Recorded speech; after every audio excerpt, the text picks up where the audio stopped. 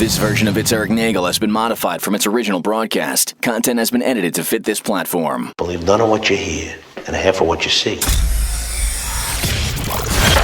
It's Erik Nagel. And it starts now. Ladies and gentlemen of the universe, the next voice you hear, it's Erik Nagel. And thank you, Scott Shannon. Hello, everybody. Welcome to the program. I am Erik Nagel. Joining me, as always, from the frozen tundra known as Arizona. Please say hello to Jordan. Oh, wait. There you go. Try it again. Hello, everybody. There you go. That was not me this time. That was the software. It did not want to turn you back on for some reason.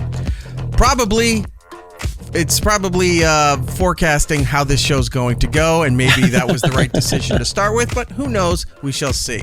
If you're listening on the iHeartRadio app, thank you very much for doing so. If you're listening to us at another time, place, at your convenience, Apple, Spotify, things along those lines, do us a kindness, go over there and leave us a positive review. It does help out the program, and if you want to join us live each and every week as we do this program, head over to our live rooms on YouTube and on Twitch, all under It's Erik Nagel. You can hop in the room there, be part of the show. If you feel the need to give away your hard-earned money, we will not tell you no, so you can hop in those rooms and donate till your heart's content.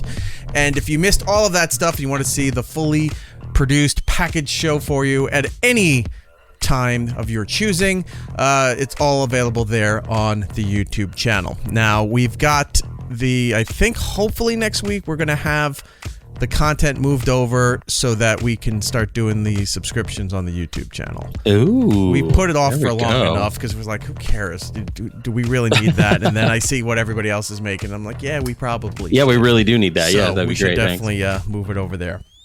I think that would be a good idea. Yeah! There you go. The audience says so as well. Keep an eye on my lower lip here. I'm going to see if it's going to start swelling as the show goes on, because right before the show... I told you! My baby beat me up! Yes. Oh, it is not the worst excuse I ever thought up. All right, Jordan, you didn't have to go that far. But yes, so before I was heading over to the studio to get everything set up and ready, the kid decides to do a flying tackle, and shoulder goes right into my mouth, hitting my lip right into my the edge of my teeth. So the bleeding, I think, is done. Yeah, but we'll see if this thing swells up. Look, this is the risk you run by jacking her full of steroids and letting her loose around the house, man. Like, this is your fault. Look, I didn't want to, but apparently kids get sick all the time now. Is a thing I'm learning. And there's something called Croup that I was not aware of. Yep. And the kid came down with that. And it's always nice when the doctor says, well, I don't know if this is still contagious, but we're going to err on the side of caution. And I went, oh, so I could have been subject to this. And she goes, how long has she had this? I'm like, a few days. I thought it would go away. So, yeah, she could have been a virus spreader for all I know. That was contagious patient zero. Right. They gave the steroid to them at the doctor's office. Now, it's a 5-day steroid. That's fine. But it takes about 5 days for it to leave their system. Oh, yeah. And this kid has been hulking it up around the house, running. Like, at one point, I'm talking to her, and she's shaking and grinding her teeth. I'm like, what's happening? The kid doesn't shut up. The kid's running around. I can't get them to bed. I can't get any of this stuff done. It's been a to-do. I was supposed to go to a party on Sunday, but the doctor's appointment was Saturday afternoon because they were squeezing us in there to take a look at her. And I was like, you know what? If the doctor's not fully sure if she's contagious right now, I'm not going to go to a party where I felt fine. I have not had anything, but I don't know what croup is, other than it sounds like there's fluid in her chest when she's coughing. And I don't know if that spreads to other people. If it's a kid thing, if adults do get it, I don't know. So I just said, you know what? I'm just going to scrap all my plans and didn't go anywhere for the last few days because what do I know? Yeah, it's a respiratory illness. It's kind of like usually in like the trachea, larynx area. Right. And basically if it's left unchecked, it could develop in what's called like a barking cough. Okay. So it's just like this lingering cough. It's kind of like what I'm dealing with right now. It's like because I have an upper respiratory infection, Do whatever you I have had Croup last too? week. Yeah. Okay. When your daughter hang out, it's contagious. But yeah, it's just it's one of those things. I know. Just we'll cut this out in post. Yes, please. Let's move on from that. That's weird. But yeah, so my kids never got it, so I don't know how usually that's treated. My biggest issue. I don't know how this kid like got it. Strep throat and stuff like that. I don't know. She could have been like when she's being attended to. Do they go out a lot? Like visit various parks? Oh yeah, parks, pool. Like there's swim lessons. There's a music class. There was a lot of stuff for the summer, which just ended. And I got to deal with school next week. School's coming. Yep. First day of anything to do with school. So I'm figuring that out. That's going to be fun. I love the emails. I love essentially it's almost.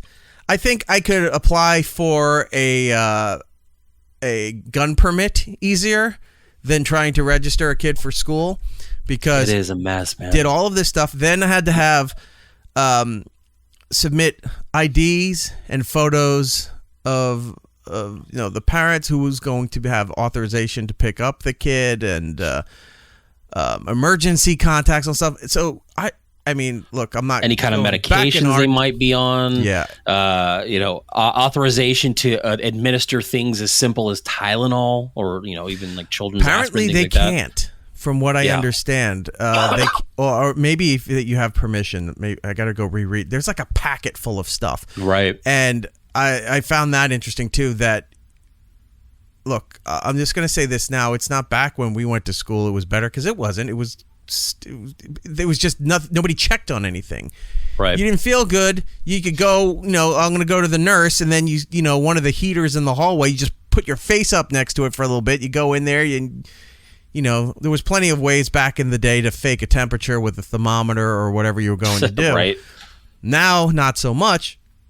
But there was authorization. They can't even give you basic stuff like if I got a headache, can I get some Tylenol or ibuprofen or anything like that? Nothing. Cough drops, even nothing without permission. So had to fill all that stuff up, had to hand in IDs and photos and all these things. And it's almost like you're filling, the way you're putting it together, it's almost like making one of those organizational crime boards. Right. It's like this person connect to this person, to this, to that. It's like, wow, this is so not what I expected for a kid going to school. So, right. Somebody had in my family wrote and it's like, oh, now you're going to have to do the blackboard for the first day of school. And I said, no, we're not. That's not happening. I've hated it since the inception I don't know when it became a thing. I get it. You want to mugshot your kids to show their age progression over time. There's other ways to do that. I'm not putting, and I saw them at different stores that were doing back to school sales. They have the preset blackboards with all the different things to fill in. And I saw the ones that I think are the most, I hate the term problematic, but the ones that cause the biggest problems. It said, I go to this school. My teacher is this. I am in this grade. It's like, that's too much information to put up publicly. And people just willy-nilly put their kids' information up there. So it's like, all right, now I know the kid's elementary school or junior high. I know what class they're in. I know what time they go. It's like, why everyone loves putting their shit out there thinking it's no big deal. And then you get looked at as like, well, what's wrong with you? You keep hiding everything, or you keep everything like close to the chest. You're not revealing a lot of this stuff. If it's not that big a deal, why don't you share it? Because it's not that big a deal. Why are you posting it? Look at the other side of it. If you don't think it's that big a deal, why are you posting it? I think it's a big deal, so I'm not going to do that. Other people do. Anyway, I saw those blackboards at Target and another store, and I just went, somebody's paying $12 for this stupid thing. I'm not doing it. What were you going to say? I don't think I was going to say anything. Oh, okay. I mean, to a point, I agree. I'm one of those idiots that do the blackboard. I have strayed away from posting them. I just mainly keep it for me is, like you said, like that progression to see where they were at that point. I have gone away from posting a lot of things on social media, and mainly it's just because I don't use Facebook anymore. And I'm in group chats with family members now where I don't use Facebook the way I used to include them on their lives. Now I just send them texts, it's like, so there's really no need for that aspect of my social media anymore. No. So I'm not doing the Blackboard thing. I filled everything out. I have to go to an open house thing the day before to meet and you don't have just teachers anymore. You have paraprofessionals in the classroom as well, which I don't know what that is. I'm guessing teacher's assistant. Yeah. Or a paralegal. They're sitting there and you have to fill out forms in triplicate in order to send and pick up your child. They're doing all the work that the teacher should be doing, and the teacher gets all the credit. They're sitting around just having smoke breaks. If I learned anything from The Simpsons, they're just always outside having smoke breaks. Yeah. So, I don't know what the paraprofessionals are. I'm guessing teacher's assistants, teacher's aides, what have you, but all the classrooms have them now. So, okay, that's fine. What else do we have going on there? Oh, then there's not so much a supply list yet. I'm sure that'll be somewhere down the line. But you got to fill out poster boards and all these other things to introduce your child to the class and to all these things. And then there's packets that are talking about, what is it called? Diversity. I got to look it up right now. It is. I know that when we did it, we had to create a folder for the classroom, and because they don't need to really transport a whole lot, they have a folder that they bring home. So like the teacher would put all the things that have been graded, you take it out at the end of the day, and then you get their homework for the week. Yesterday, I did parent-teacher conferences already. That's how long my kids have been in school versus when yours is starting your school. You started and the difference between July, when we right? start. Yeah. So I already had my first parent-teacher conference already. Diversity poster boards. So you got to put in there where I guess it's an interesting way for everybody to learn about each other, but you got to put it up there. And this is what's weird. So it says, please include your father's social security number, any cultural food items your child enjoys, your country's flags, special holidays that you celebrate, or any other items you'd like to add that represents you and your family and your child's interests and culture. And I just like, wow. Remember when you just like, do they know the Pledge of Allegiance or My Country 'Tis of Thee? Well, it's weird because they're requiring all that for essentially preschool. I don't remember ever having that level of involvement, even through kindergarten. It wasn't until like later on where you started to we got to get to know each student with all these facts and things like that. You went to kindergarten, you just went to kindergarten. Yeah.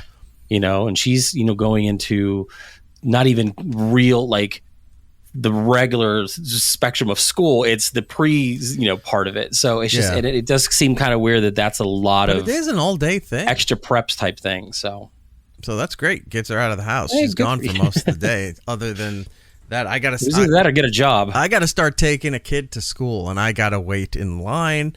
Yeah.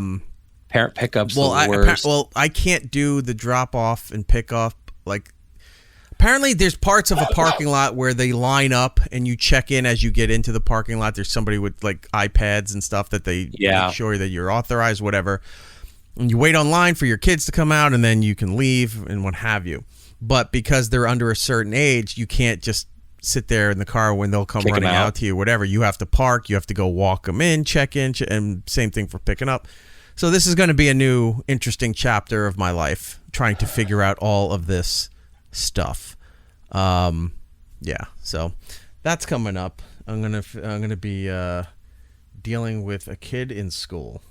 Yeah, it's a weird feeling. That is a weird feeling. I literally hate every parent that I have to engage in parent pickup because no one knows how to drive and they're all stupid. And every time the kid gets in the car, I go, do you know that kid getting into that car? And then it's like, if I get a yes or a no, it's like, well, no. And I was like, good, because their parents are a bunch of assholes. And I'm just like, you do? Mad. Okay, well, tell them, I full on tell them. Make sure you explain this to them because we are going to ram them. We're going to T-bone them as they leave the parking lot because he did not use his blinker properly.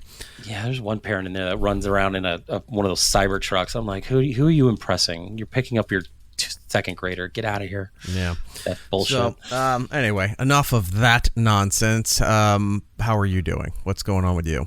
Good. Your car all fixed? Car's all fixed. Thankfully, a lot of it was covered under warranty.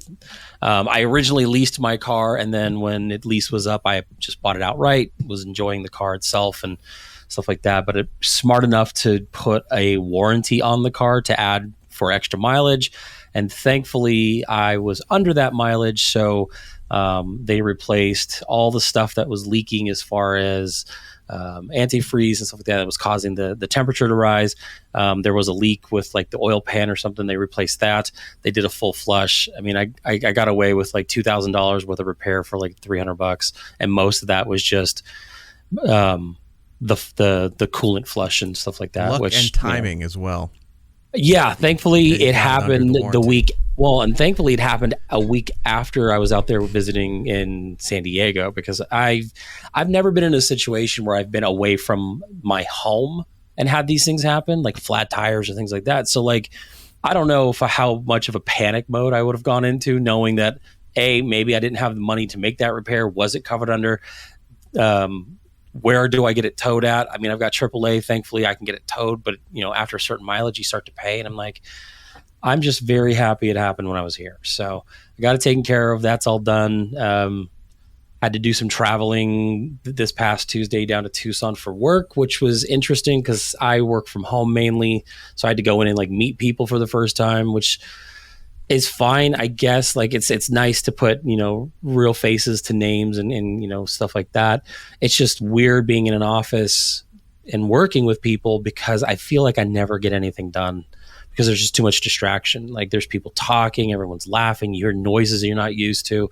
And I didn't have that comfort level of being in my own space. Mm-hmm. So I got almost just nothing done when I went down there, like work wise. Otherwise it was a good, way to socialize with coworkers. We did an escape room after work to kind of meet some of the people. I know it was weird. I've never done terrible. That. It was one of those we're part of the. I just got a promotion, so I'm part of the management team now, and so it was like a get to know everybody type of Shake in the room. We gotta see if we can escape the room. So yeah, I did that, and then fun games to play online. There's not computer game. Jeez, how old am I? Video game versions of the Escape the Room. There's several different ones on Steam that are fun to play. I don't know if I'd want to go there with. It's weird because it's like you're doing the same stuff and you're trying to solve puzzles, but it's kind of gross. Like you're touching things, 1,000 other people. Yeah, you don't know. And you start building up resentments and small hostilities to people you work with. Right. And we're like, I know you're my boss, but Jesus Christ, solve a puzzle or something. If this is a team building exercise, are we getting paid for our time here? This is not recreational in any way, shape, or form. Oh, I didn't clock out. Yeah, of course you didn't. I stayed clocked in from 8 a.m. until almost 9 p.m. when I left the As you Cheesecake should, Factory to drive home. Including going for pizza afterwards. Right. No, I stayed clocked in through dinner. And then, I was just, I been doing that and just been kind of doing work stuff. I've been... Last night, I needed to kind of decompress, and I just sat there. I threw on Lord of the Rings, the Two Towers Extended Edition, and I started building my Wait, you were depressed? Lego set. No, decompress. Okay. I've been dealing with a lot of work stuff. I was writing down the notes about what you just did, and I thought you said depressed. No. I would have been depressed too if I came home. I was so depressed, I watched Lord of the Rings. My next question was going to be, how did Lord of the Rings cheer you up? Because that's a series of depressions. Oh, it was fun. Yeah, no, so I threw that on and I just started building my really expensive Lego set and just kind of zoned out a bit and did that. So I've been trying to kick this cold. It's just been sitting on my chest. So our pal Gabby's in the chat. She got a new job too, and she's going to Chicago by the end of September. Is your job in Chicago? Are you moving to the United States? That's fantastic. She wants to try the atomic cake and famous lemon bars. What's the atomic cake? I don't know, but I hope she describes that. I want to actually say thank you. Both Erik and I saw you posted a nice group photo with you and your friends the other day, I believe on Instagram, and Gabby was sporting a very lovely It's Erik Nagel t-shirt. I'm like, yes, that was very nice of her. The old one. So very, very cool. Do you know, I had a company reach out to me about a month before the 10th anniversary saying that they would like to set up a store and everything could be order on demand and all that stuff with the Right. logo. And I said, okay, great. I know. I designed a shirt for it. And I went to go get everything set up, and I thought it was done. And they said, well, you haven't finished setting up the thing. I go, yeah, I did. And they said, oh, no, you set this up here, but you got to load up the images and stuff, and then we'll start promoting it. And I go, okay, well, we're not ready to do that yet, but I set up the store. And then I started to realize the people that reach out to you to set up these things are not really the tech creative people of the company. Right. They're the salesmen. Yeah, so the fact that I didn't get it up to the certain level, I guess they don't get a commission or whatever because I didn't do it yet. Right. I still have the person's information. I will circle around back and get that done. But, everything else happened in the last 2 months, so I didn't have a chance. Now I have a lot of time, so I can go and do all that. And I'll get the store set up so this way we can get all the merchandise stuff up there. I don't know who wants it, but look, if we can set it up and people want to buy it, who am I to say anything different here? Right. I'm looking up Atomic Cake, but she also said, Gabby in the chat, I am not moving to the United States yet. So that's good. Atomic Cake. Let's take a look at this here. Yeah, see, I was supposed to be in Chicago like 2 weeks ago, and we never ended up going. I kind of regret not going, but I'm also not missing the humidity portion of that stuff. So I wasn't too bummed out about it. Okay, Atomic Cake is legendary. It is by far one of the most popular cakes, and for good reason. 3 layers of cake, banana, yellow cake, and chocolate cake are separated by layers of fresh strawberries, bananas with custard, and a heaping topping of our rich fudge, finished with our real whipped cream icing. This cake is like no other. That's a lot. It doesn't sound terrible, but that is a lot to deal with. I mean, what's not to like? Custard? Good. Jam? Right. Good. Meat? Oh, jam. Good. Yeah. Let's see if I can find a large enough photo to bring it up here, but I've never... It looks good. I was in Chicago 2 years ago. I had no idea about this. If this was a thing, I would have went and go and tried it out. These are all that for may have to people be my trying next to make their birthday own cake. ones. No, I don't want to see this. All right, well, go look it up yourself. Atomic Cake in Chicago. Apparently, it's a thing. So, if you do go, when you do go, Gabby, photos are always appreciated. Take photos of that cake and send it over, and that shall be fine here. All right, we've got a bunch of stuff to get to. We got a lot of stuff to talk about. This is the $100 Million podcast episode. Oh, yeah. Which we'll Finally get into make that that in money. just a moment about what all that means. Do you know who Sid Justice is? Or you may Yes, know I him do. as Sid Vicious. Or you may know him as Psycho Sid. I knew him mainly as Sid Vicious back in the WCW days when I would watch WCW. I knew a him lot. as Sid Justice from the early 90s WWE days. And then when he came back, he was Psycho Sid. If you're not aware of anything we're talking about, professional wrestler. He just recently passed away from cancer. I don't know which kind or what exactly happened. The details were not very plentiful online involving that, other than I guess his last name is Udy, E-U-D-Y. Yeah. Sid Justice. Mr. Justice passed away at the age of 63 from cancer, which is very sad. That's one of the worst ways to go. It's so weird that cancer is like the worst way to go, but then there's different divisions of cancer that are even worse than the entire embodiment of just having cancer. Like pancreatic cancer is like, I think, the worst out of all of it. That's what I hear. Because if you detect it, then there's nothing you can do. Like there's no... Yeah, I mean, at that point, you just make your life comfortable until the time comes. And you can last months, you can last years, but yeah, that's a rough way to do. I know, like, colon cancer used to be like the big scare, especially in men. That has kind of gone away with early detection. You can kind of get around that stuff. Right. Skin cancer is a big one. I've had it twice. So whenever I want sympathy, I play up the cancer. Yeah. Why are you hogging all the cancer, Jordan? But yeah. Cancer collectibles. Yeah, exactly. I've got the new one. So he passed away. That's now, he has been in wrestling for a long time. He doesn't really have many, like, tentpole moments in his career. Some could say, He's headlined WrestleMania. He's had Right. the WWF championship twice. He had the WCW championship a few times. Maybe I think he had a better run in WCW than he did with WWE. Yeah. But the thing he's most known for, do you know which particular match this is? No. All right. Well, if you're not aware, it was a match that happened one night live on Monday Night Nitro.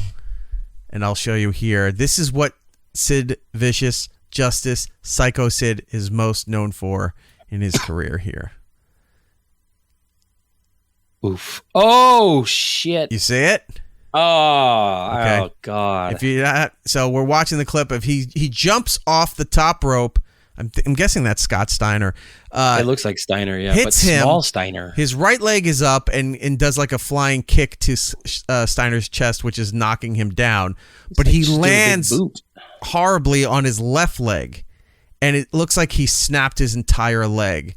And you can see as he goes down here slowly. Look at the left leg. Oh, like right at shin level, like yeah. From like mid shin down, his leg lower is extremity bent is just hanging in a position that should not go. Oh, yeah. So what a shot! That is a shot. Yeah, that is Steiner, by the way. Look how. Oh God! Look how it folds. This. Right. See, you can right here. The left leg's about to land. Right. Look at how it just rolls up under the rest of his leg. Oh yeah, it just snaps. It bends in half. Oh, that is unfortunate. Yeah, it was one of the worst things you've seen in professional wrestling. There are a few other things that fall down from the rafters. Well, I wasn't going to say that. I was trying to be coy, but yes, no, don't be coy. Owen, but you never saw Owen fall, at least live on the pay-per-view. No, because they were running it on a delay, and it just cut to the dark portion of the arena for like 5-10 minutes, and then Jim Ross came on and started to explain what happened. Then like Disney, was that stateside or was that like overseas? Was that like a Canadian like one? I can't remember. I don't remember exactly where it happened, but I remember watching the pay-per-view when it happened, and they were talking about, what happened, and he was rushed to the hospital, whatever.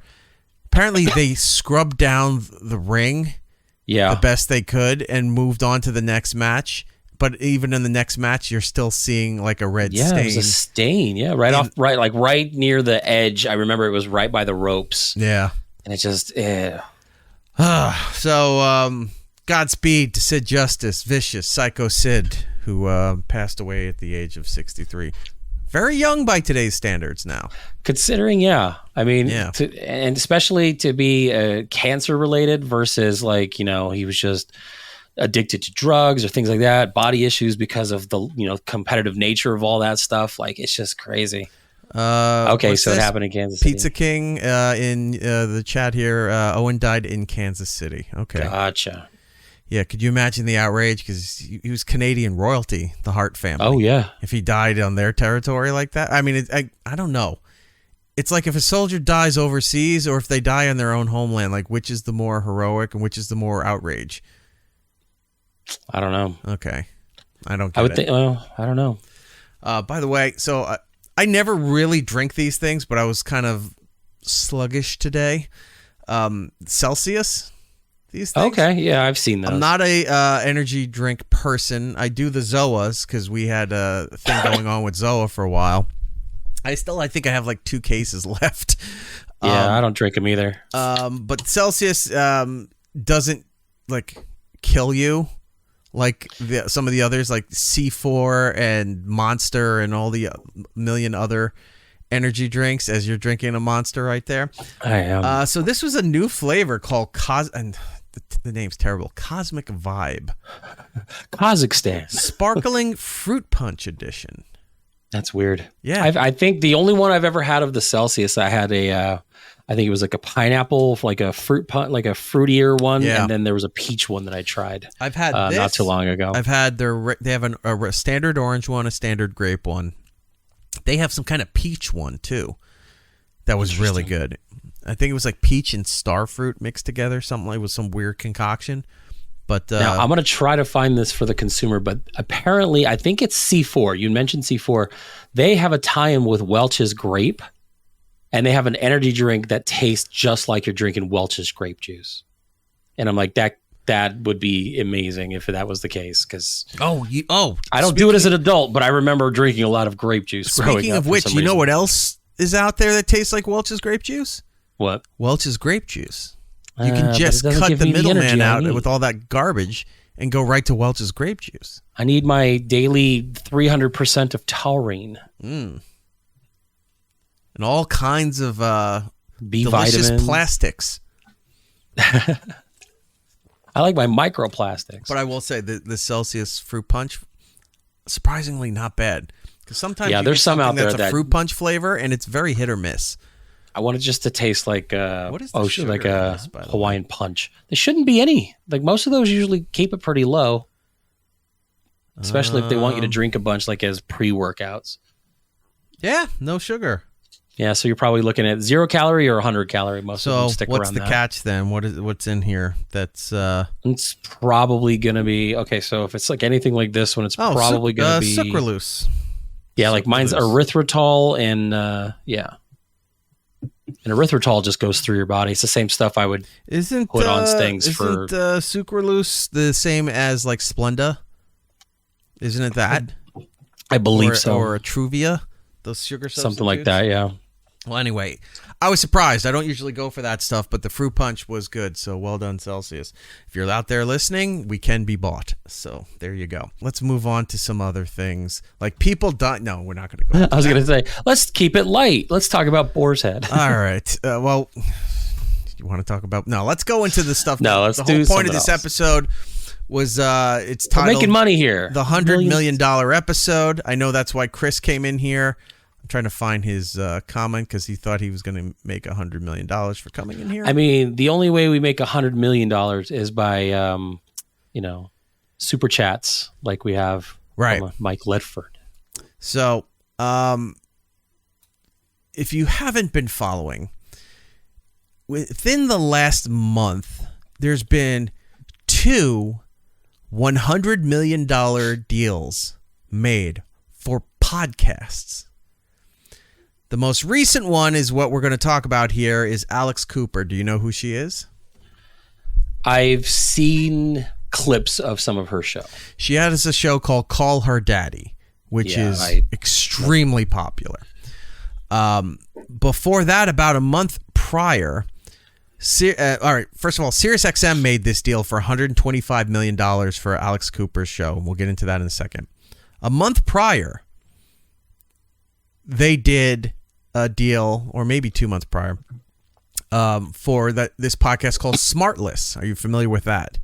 Yeah, is that the one with Sean Hayes and Jason Bateman and Will Arnett? Yeah. Now, they spent $100 million to get the rights and everything for Smartless, which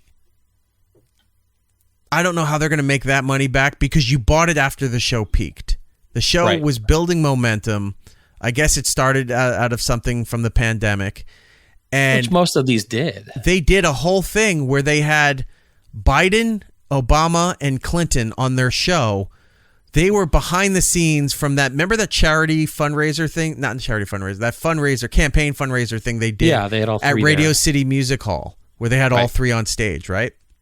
Well, before that happened, backstage, they did their podcast with all three of them. Mm-hmm. So you have 3 presidents, 2 former, 1 sitting on there. You've peaked. Yeah. So after that happens, Sirius, in their infinite wisdom, comes around and offers them $100 million for distribution and rights to, for ad sales and all those things right there. It's like, how are you topping that? Whether you agree with their politics or their positions or not, how are you topping that? The Pope, maybe, at some point. I mean, they got a good list of guests that they have on here, but it's no one as, I would say, interesting as those 3 at the same time. No. Because, you've got the Lisa Kudrows, you've got your Nate Bargatze. I mean, these are people that have been on 1,000 other shows. They go on Conan, they go on all this stuff. Like, you're not going to hear anything as interesting as talking to 3 former presidents. You're just not. Yeah. So Their show was interesting. Again, it was the three of them that built something out of the pandemic. Yeah. Then they started getting a lot of guests on, and sometimes that can be hit or miss for a show when you start having a lot of guests where your show is basically just guests. Yeah. And then when it's all celebrity guests, there's nothing more boring than a show where all their episodes are just celebrity guests. See, That's what happened to Mark Maron's podcast. Mark Maron, his podcast was interesting because the guy was a mess. Emotionally, physically, substance, whatever it was. And when he would talk about his life and he would talk about things he was going through and his idiosyncrasies and his concerns and his paranoia, that was fascinating and that was interesting. And it's not a dance monkey dance type of thing. It was something he was putting out willingly on his own, and hearing those stories was great. When his podcast, what is it called? What the fuck? WTF. When his podcast started becoming, today is such and such day on the WTF podcast. I'm like, it's all, and look, and he peaked too. He had Obama on while Obama was sitting president. Mm-hmm. And good for him, not knocking that. But after that, it's like, where do you go from there? So, and that's why his podcast never got as big, and he's not getting the deals. I remember he was very outspoken when Joe Rogan got that, $100 million, what set off the trend of $100 million podcast deals. He was not happy that he wasn't getting picked up to do anything like that. And I kind of agree. I think he should have gotten something like along those lines for the extensive catalog that he had. And he's been doing it for years before podcasting really was a mainstream term to use. He was on the forefront of getting that kind of content out there. Right. So, yeah, this week Smartless has Jared Leto, which, you love Jared Leto, which is hilarious because I just added that as a concert for Sunday. So I'm going to go see 30 Seconds to Mars. Why put yourself through that nonsense? I want to see AFI again. So I'm the band that Rob showed up for 3 days early? No, I think that was a different band, but that was hilarious too. Yeah, they had moved AFI. Something else. So anyway, Smartless got bought for $100 million, and it's right. Like, if you listen to the show now, it's obvious that two of the three actually do work and prep for it, and then Sean Hayes just shows up and has no idea half the time what's going on. But it's not what it once was. Yeah. We come to Alex Cooper, Call Her Daddy. Her podcast started at Barstool. It was her and this other woman, Sophia with an F was her name. And they had a show at Barstool for a while, was very successful. From what I understand, Sophia's boyfriend started making deals with like HBO and other places that were not including Barstool. And Portnoy and his staff were like, this goes against our agreement here. You can't go and do that. The show wound up breaking up, or they just stopped doing it as all this legal shit was going on. Yeah, they released their last episode, I think, 2020. And then Alex was saying, it's like, Alex, I guess, either didn't know or just backed out of the whole thing. And she said, yeah, I had nothing to do with these other deals that they were making. So wound up leaving. That deal fell apart with Barstool, and I think Alex just gave. I think Portnoy just gave Alex her stuff to let her go, whatever the deal they worked out. And so she took it with her. Was doing Call Her Daddy. Was getting really successful. That Spotify came around and spent $60 million on her podcast for I think 2 years. Her podcast is back in like 21. Yeah, her podcast contract ends this year. She's not renewing with them because Sirius swooped in for $125 million to bring her over there. Now, while we're going to sort this out, other news broke of another $100 million deal. So I'm going to tell you this, I couldn't believe, and then we're going to go back to Alex because I'm going to read the breakdown for it. Amazon then announces that they spent $100 million for the podcast done by Travis and Jason Kelce. So they had this podcast before he started dating Taylor Swift. Oh, yeah. And before, I think before the Super Bowl stuff even they've been doing it for like a year or two. Right? Yeah. And So this was getting a lot of attention, especially when Travis started dating Taylor Swift. Really started upping their stature in the clout, podcasting as it were. Right. So that Amazon paid them $100 million for the next couple years for the rights to their podcast. With I think Amazon owns Wondery, is the podcast network that they're going under. So that just means they get distribution rights and ad sale rights. So they get to place ads on all their stuff and what have you. So that's, let's see, 1, 2, 3, 4. That's like the fifth $100 million deal that's happened in the last couple of years for podcasts. Now, one I didn't mention that's in there is Conan O'Brien, and that was about like a year or two ago. SiriusXM paid him $150 million for everything Team Coco podcast division. Yep. So all the audio, which is Conan, and then any of the other smaller podcasts that are on Conan's Team Coco net roster, if you will, are all under Sirius right now, licensed, not owned, to be distributed through Sirius, ad sales place, whatever. But I think that deal is that they get to broadcast them on a Sirius channel or something. Yeah, I think they have like a Team Coco channel on the actual satellite. Right. And then a week later, they go out to public release to RSS feeds to like Spotify, Apple, what have you. Yeah. But then Conan made another deal for their video stuff, and I think with YouTube, and they put the video versions out the same time that Sirius has the exclusive audio. So you don't get your audio till a week later, but you get to watch the video on YouTube and those places at the same time. So it's like Conan double dipped, and good on him. I'm not knocking Conan at all. Very fucking smart on him and his business partner.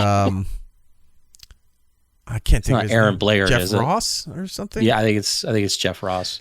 That runs all this stuff there. It's smart for them to do this and double dipped and making tons of money and again, good on Conan. They essentially did the South Park, Trey Parker and Matt Stone bit where they're like, we're going to let everybody get a piece of South Park, and then you guys can fight amongst yourselves on, who's got real rights, and they just walk away with billions.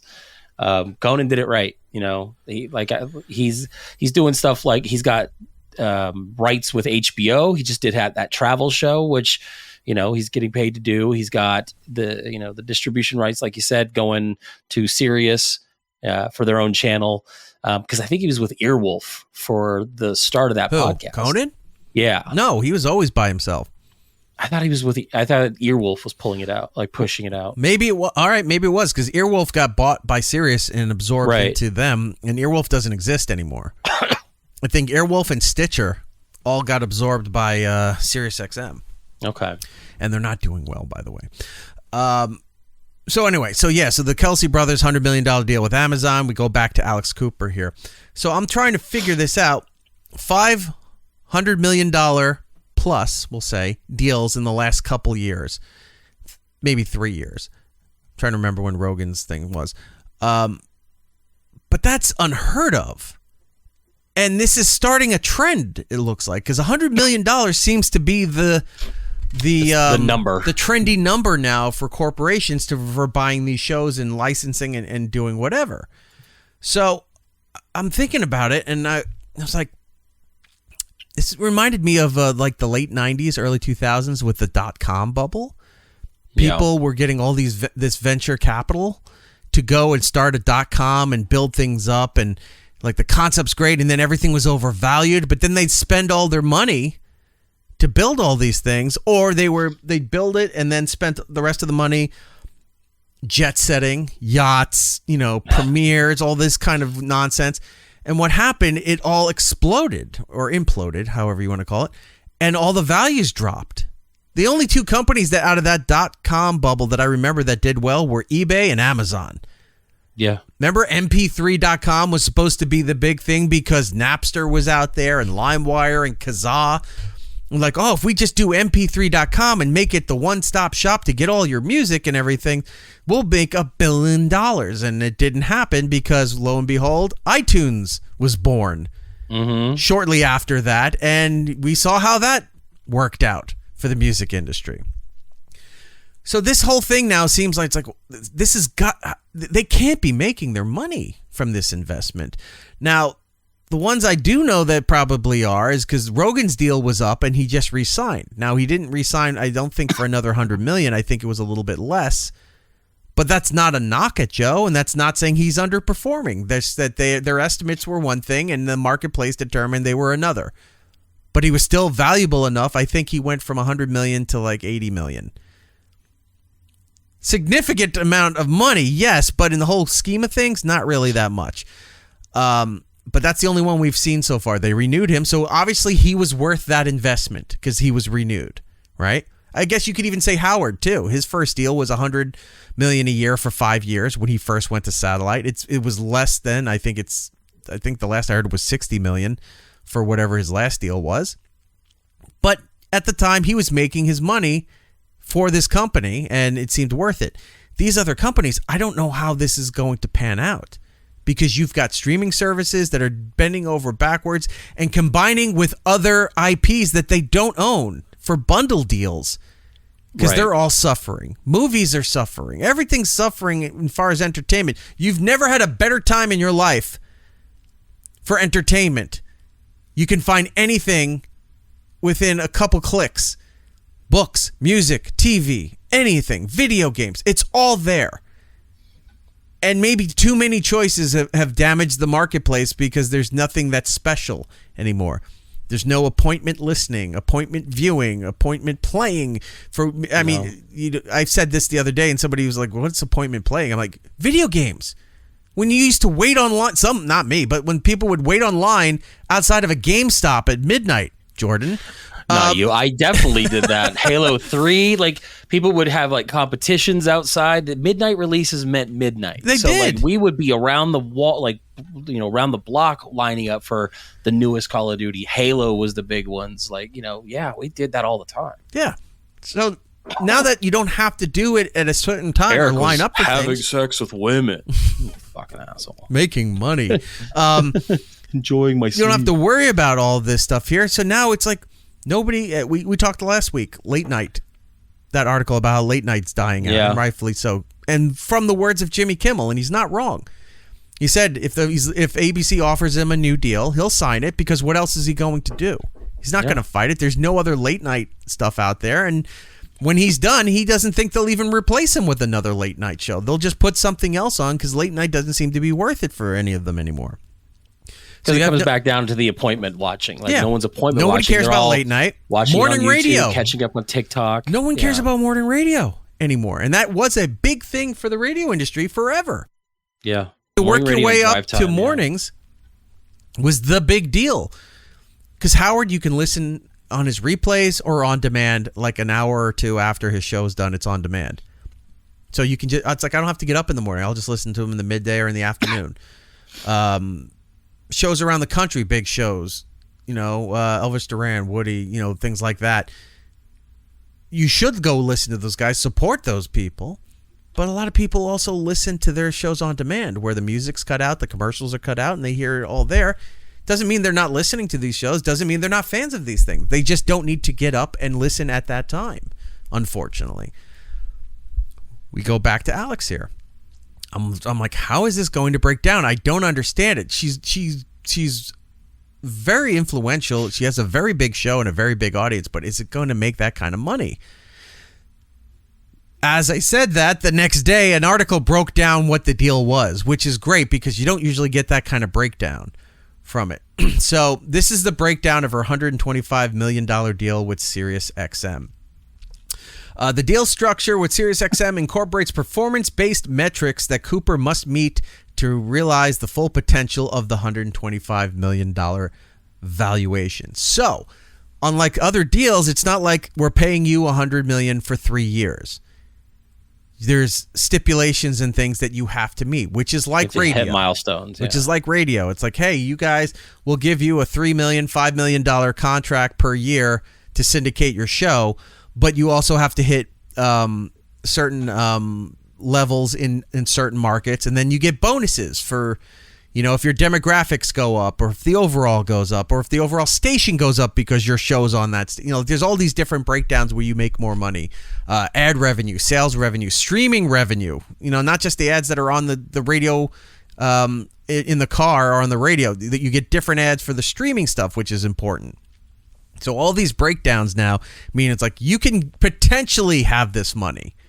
It's not a guarantee, but you got to do all of these other things. She will oversee the production and development of a full slate of programming for her Unwell network, which I guess is the name of her podcast network. This includes current and favorite shows featuring various influencers such as Alex Earl, Madeline Argy, Harry, I don't know any of these names, Harry Josie, Right. and Owen Thiel. SiriusXM funds these projects, but as the network's leader, Cooper is responsible for managing budgets, including compensation for other hosts involved in the network. So the money goes to her, and she's now the boss. Like, she has to then pay everybody on her network. Sirius can put ads on all these things and distribute all these things, but they're not handling the operations. They're not handling the pay structure. It's like, we cut you a check. You're responsible for paying your own people. To meet her target, Cooper must maintain or increase listener numbers to meet specific download targets, a common practice in the industry known as download insurance. This ensures that the content remains engaging and reaches a broad audience. Additionally, she is expected to contribute to SiriusXM's broader programming beyond her podcast network, which probably means get out there and show up, that's local radio, but I was going to get out there and show up at the car dealership on Saturday morning because we're paying you a ton of money. Yep. This must mean they can use her face for all kinds of advertising. If they have events, step and repeat events, red carpet stuff, concerts. I don't know if they're still doing the concert series at the Apollo anymore. That means she has to show up to all of those things if they want her there. So live events, special programming initiatives, and possibly roles in satellite radio offerings, as SiriusXM aims to bring a younger audience to its subscription-based product. I'm starting to think that they're probably, if this is the gamble they're doing, she might be the new face of Sirius. Probably. Like, Howard did what he did for that company, whether you agree with it or not. He was the face of that company for almost 2 decades now. Oh, wait. 2 decades, yeah. He was the face of that company. It goes about longer than I just realized it's like... No, wait, we went to satellite in 04. When did he go? He went 06. So he's, all right, almost 2 decades for Howard. It's just about, yeah. But his audience is, dying off and not rejuvenating. Younger people don't care. And a lot of his audience left because they don't like a lot of the stuff that he does. He still has an audience, but it's not what it used to be. And the hype around him is definitely not what it used to be. So they might be looking at her as being the new face of the company, trying to bring in younger people. Because they have a big problem. We've talked about this a lot in the past. Like, if you're under 35, no one subscribes there. They have a dead end. Younger people are not accidentally finding satellite radio, or if they do in a car that has it on, they're not going to sign up for it. And why would they? Well, and I think what it'll also do is it brings in a demographic that I think talk radio, and especially shows like Howard or anything like that, really don't skew toward, is that female audience. So they're going to bring in a lot of that female audience. She's that got a maybe really was young lacking. audience too. Yeah. So you've got stuff like that. I just learned, I didn't know what Wondery was for Amazon. Right. Apparently they also inked a deal back in July with Dax Shepard's Armchair Expert for like $80 million. So they signed him up for $80 million because I guess Smartless went away from. Boring. I thought so too. I tried watching some of the We had him on O&A once or twice. He seemed like a nice enough guy. I'm a big fan of his wife's work. If you're not aware, Kristen Bell. I've tried. I know I have somebody in my family that loves Dak's podcast, and I went, really? Because I try to listen to it, and it's just, I don't even see. It's meant for like housewives, and I don't even know how they stand listening to this. I feel like when he talks, it's like he's trying to work out some kind of therapy session.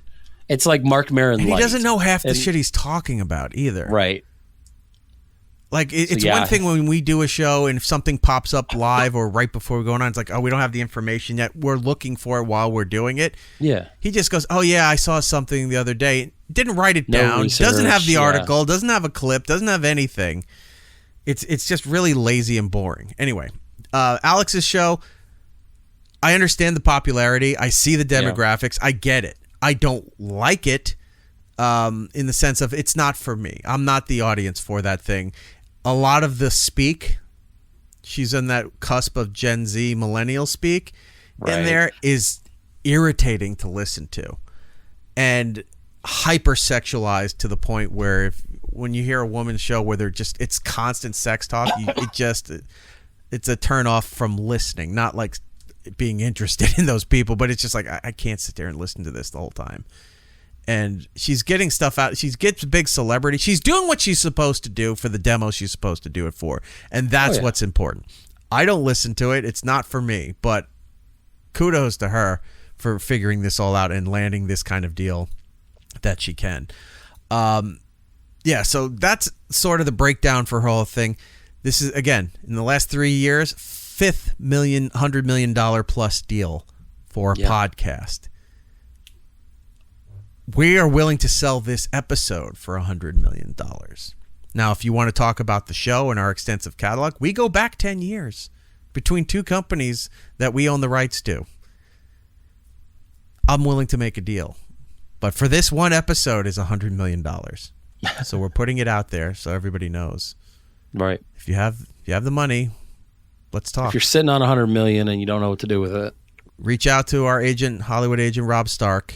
Right. We'll get you his information. Get the ball rolling. We can make the introduction. We are not involved in such legalities and formalities. You deal with him, and then we'll come to the table when we're ready to sign. But other than that, it's just insane that this is the new norm now. Radio does seem like they almost hit completely like a number dead, that they're comfortable with. And some of these podcasts are just getting $100 million deals. Now, and think about like where she started, a couple years ago. She's now making double. Like they doubled what her last deal was. Mm-hmm. I'm like, Jesus Christ. She far blew away what she was making at Barstool Sports. Oh, yeah. But good. She figured out a way to do it. And the other one's wallowing in obscurity. Apparently, she still has a podcast.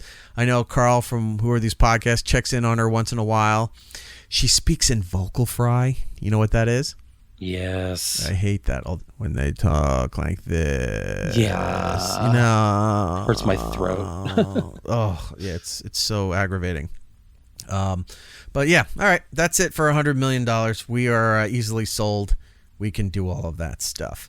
One note thing I want to tag onto this too, because we talked about Travis Kelce and Jason Kelce going to Amazon for $100 million for their podcast. Right. Travis Kelce was also cast in Happy Gilmore 2.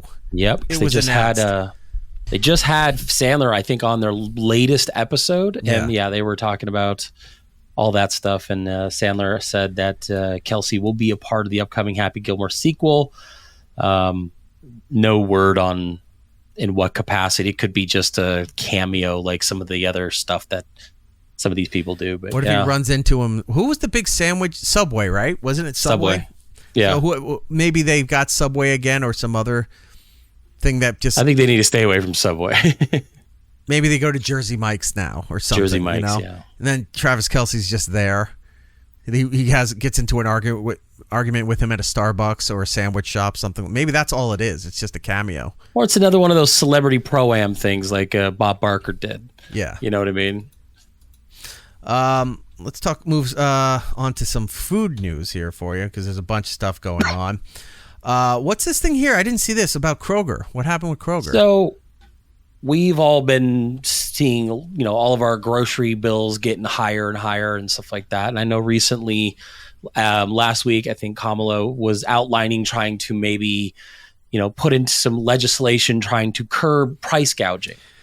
Right. I don't know how that would work. I don't know if it's a good idea. I'm not getting into the political side of things, but I just find it funny that right after all that, a top company leader at Kroeger has admitted during an antitrust trial that the company gouged prices on select items above inflation levels.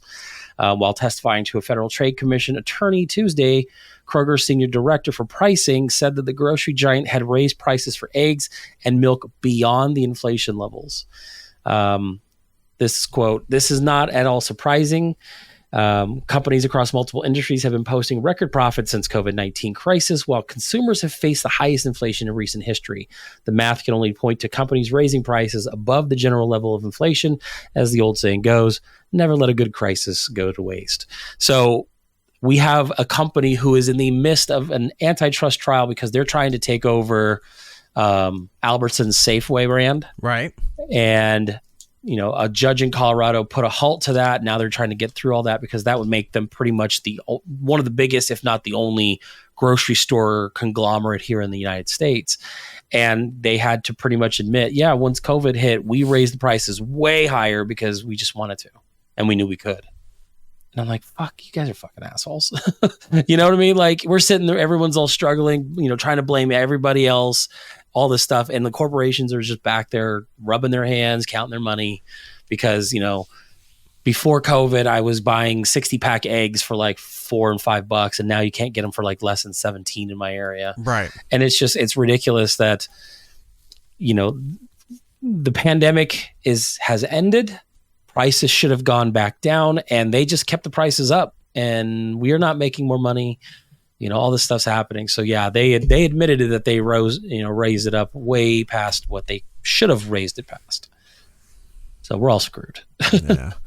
I have somebody helping me here because we were trying to figure out how to reincorporate Instagram into the live broadcast stuff. Right. And I hadn't seen any problems. I'm like, okay, I guess this is working well. And I was checking, and it looked like it was live. And it turns out the person telling me, it's like, oh shit, this never went live. It just went live now, so it missed the whole $100 million entire hour and a half. Yeah. So you came in on a supermarket admitting that they were price gouging people. So fun. All right, we're going to start over. Yeah, let's start Sid the Vicious. Entire show all over again. Yeah, let's go back to Sid Vicious breaking his leg Sid again. Vicious. Oh. All right. Well, for those who are just joining us with Instagram, hi.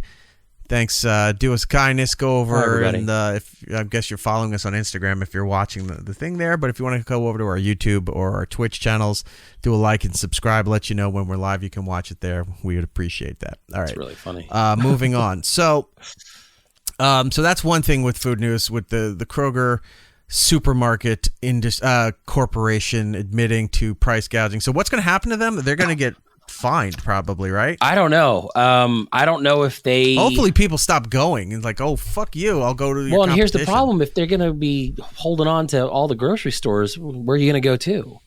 In my area right now, you've got Safeway, you maybe have some Albertsons, you have an offshoot local grocery store chain, and then everything else is all Kroeger. It's all Fry's. Yeah. So once they get a hold of Safeway, Albertsons, I don't have anywhere else to go. I can shop at Walmart, which I do because the prices are low. I just hate the corporation as Amazon Fresh. I mean, there's that, yeah. But it's just that's why I don't know if they can actually get in trouble legally for raising prices. It's a capitalist society. You can when the gas stations do it. When they start shooting their gas up to $6 during a time of crisis or an emergency.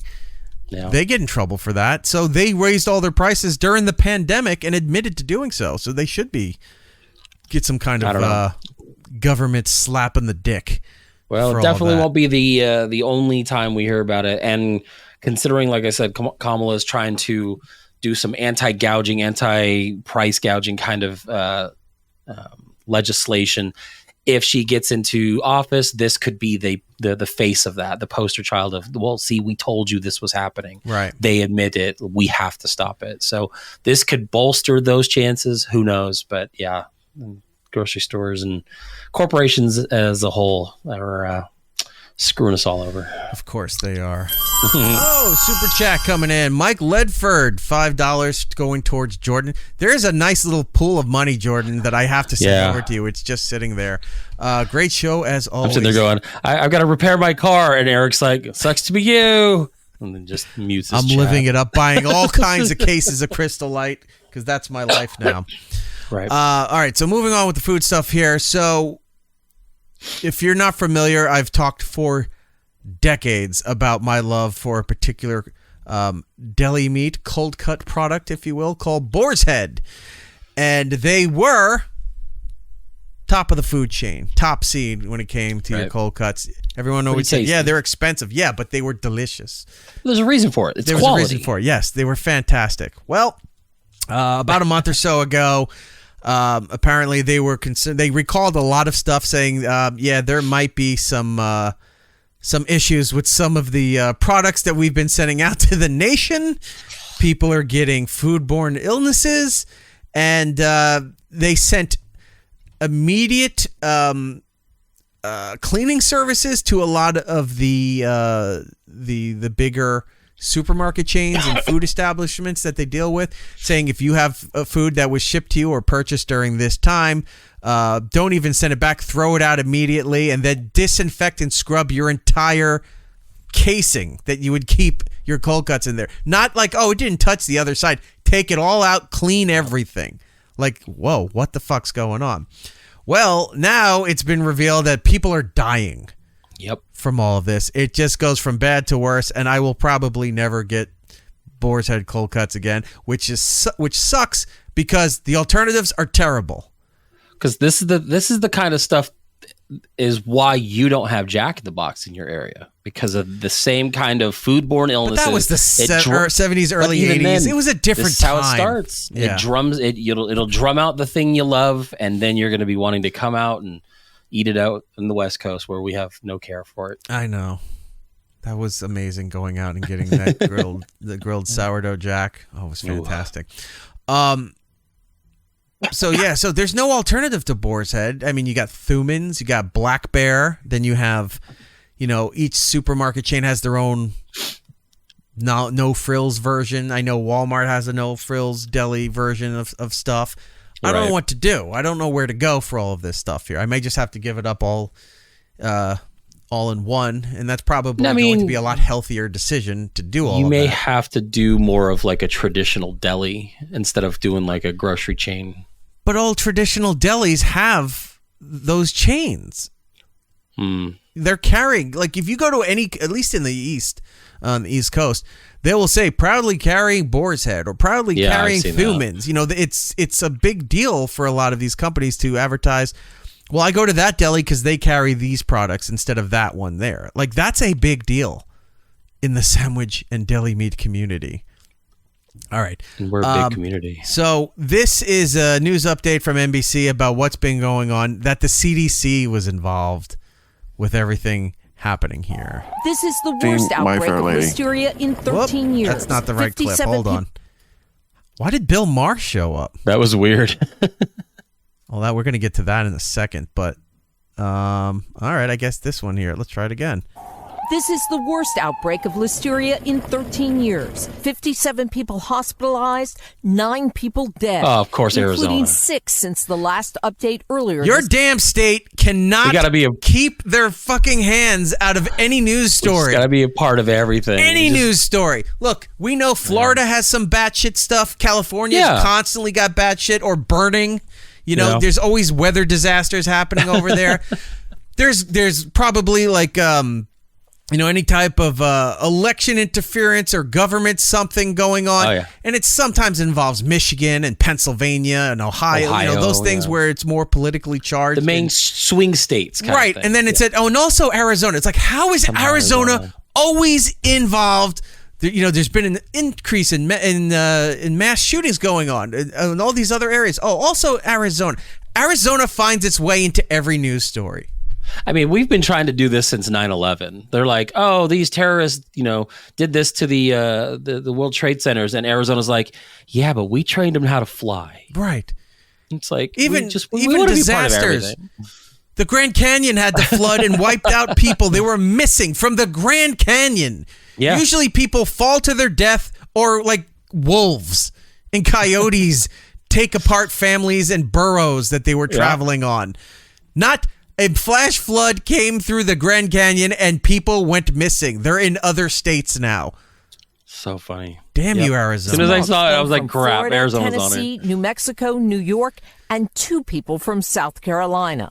Originally linked to Boar's Head Strasburger brand liverwurst, the recall now involves 7 million I've never pounds really of meat. had. My grandparents used to eat liverwurst all the time. I remember as a kid eating liverwurst. Is it the same as that like potted meat stuff? Look at the little red devil on there. Like you'd open it up, and you can like spread it. It's like you ever see like a pate, like a duck pate, or chicken pate, where it's just like chicken livers mashed together into like a dark paste with seasonings and stuff. That's what liverwurst is. Having German family, they lived on that shit. It was liverwurst, onions on white bread with spicy mustard. I mean, most of that sounds really Produced good. at Boars Head's Jarrett, Virginia factory. The products have either EST 12612 or P-12612 Or red dye 27. inside the Just USDA rolls off the mark tongue. of inspection It really does. on product labels. If you have these meats, the CDC says throw them away.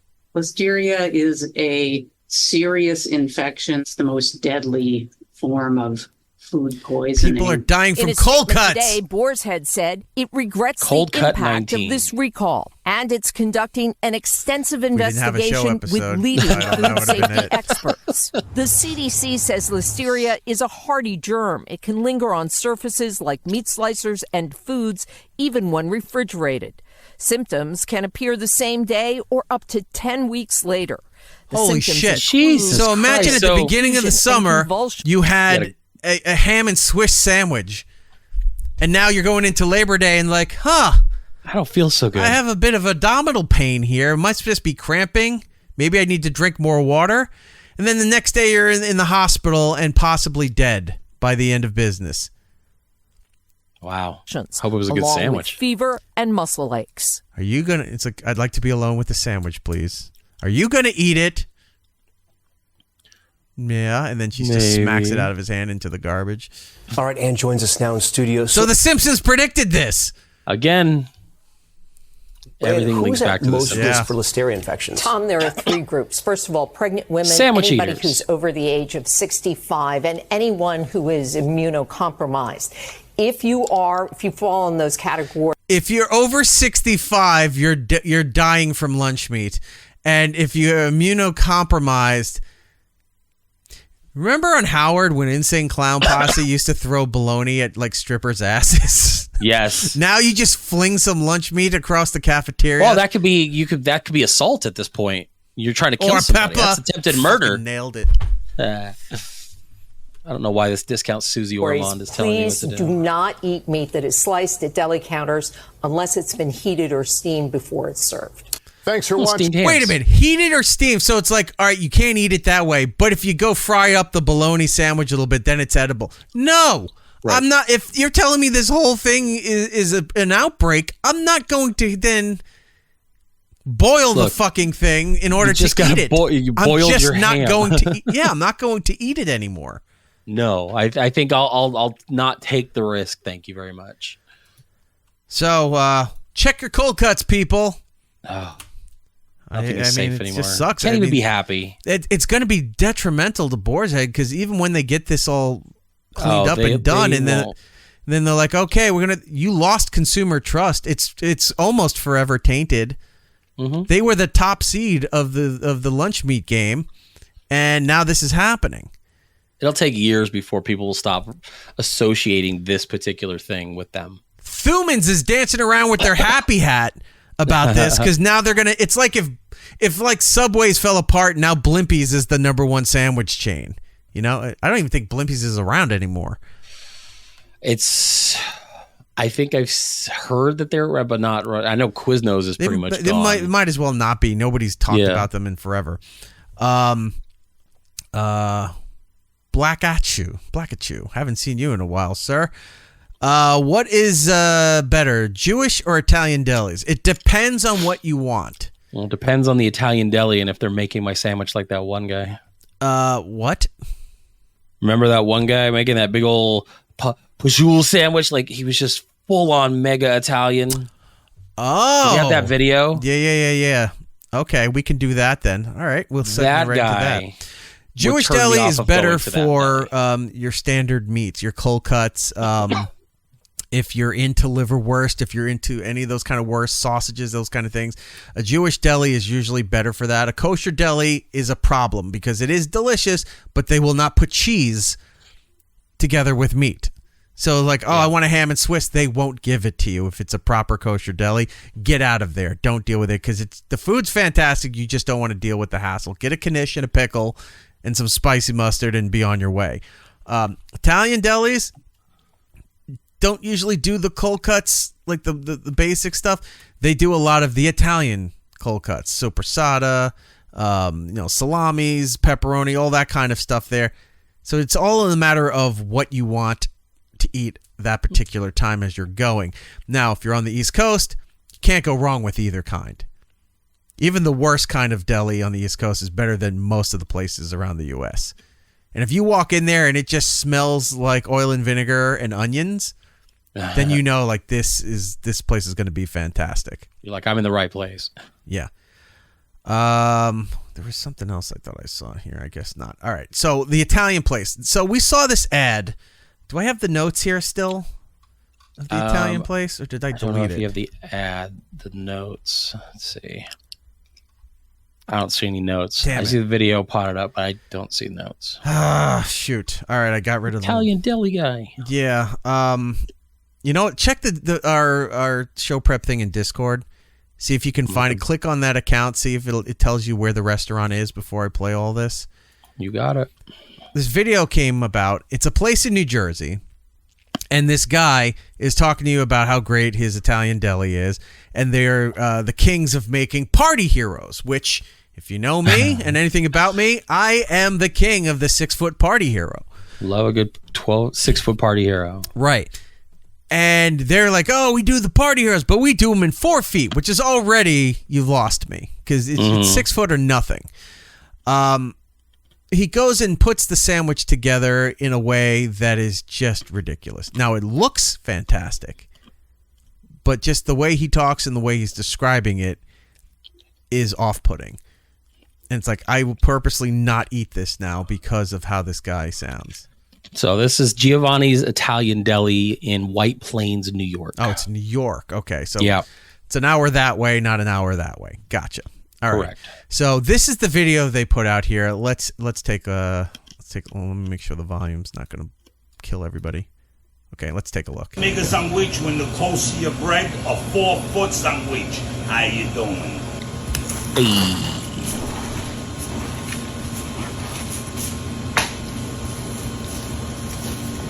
Now we throwing a little regular balsamic, juicing it up a little. Zhushing it up a little? Well, forget about it. A little bit. How you doing? That drives me fucking nuts. Because he does it after every sentence. But no, just in general, growing up in the New York area, the New York City area, Long Island, living in Jersey for as long as I have in there, they don't talk like that. There are people who have the heavy accent and they talk like this, and, you know, because they're from New York and it's all exaggerated. But it doesn't. Sorry, it's not exaggerated. It's is what it is for the accent in this area. Because I'm not gonna lie, this is the stereotypical coming from the West Coast Italian accent that I would think someone from New York. This is everyone trying to say, "Oh, this is how I'm from Brooklyn. I'm from New York. How you doing?" And they don't say how you doing. They don't. Hey, how you doing? They're like, this is Joey from Friends. A lot of them will come up. Yeah, exactly. They don't do that. They're like, "What can I do for you? Or what do you want?" You know, it's very short, precise. How you doing, my friend? What's going on? Like, they're nice. They're jovial. The exaggeration of a New York accent, of a New Jersey accent right in there is so aggravating. One, because it sounds ignorant and dumb as fuck to the rest of the world. I get that. But the people who grew up in this area and hearing people do that, where they're doing, hey, with the hands going all the shit like that. Very animated. Those are the dumb wannabes that are trying to over-exaggerate. Yeah, I'm Italian. Everything's Italian. It's like no one gives a fuck that you're Italian. Even the Italians don't give a fuck that you're Italian. My favorite scene in television, well, not all time, but one of my favorite scenes was when they went to Italy. Wait, is that what Preston's saying? Preston, I saw it in The Sopranos. I knew people talk like that over there. There's a scene where they have to go to Italy. I think they did like 2 or 3 episodes where they were in Italy. And the family, I guess, originates in New York that Tony and his crew are part of. The family originates over in Italy. So he had to go over there for business. Paulie Walnuts, they're all sitting at a table having dinner. And Paulie Walnuts is the epitome of this nonsense. You know, the fucking, the idiot wearing the pinky ring and doing this stuff all the time.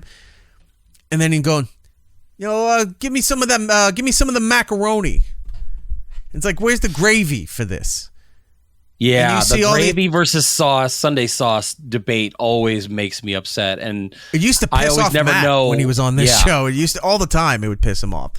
But he was like, "Yeah, some gravy for my macaroni." I think it was macaroni. He wasn't saying noodles. No, he was saying macaroni and gravy. But meanwhile, they're having like rigatoni or penne alla vodka or something like that, and he's just talking like low class shit.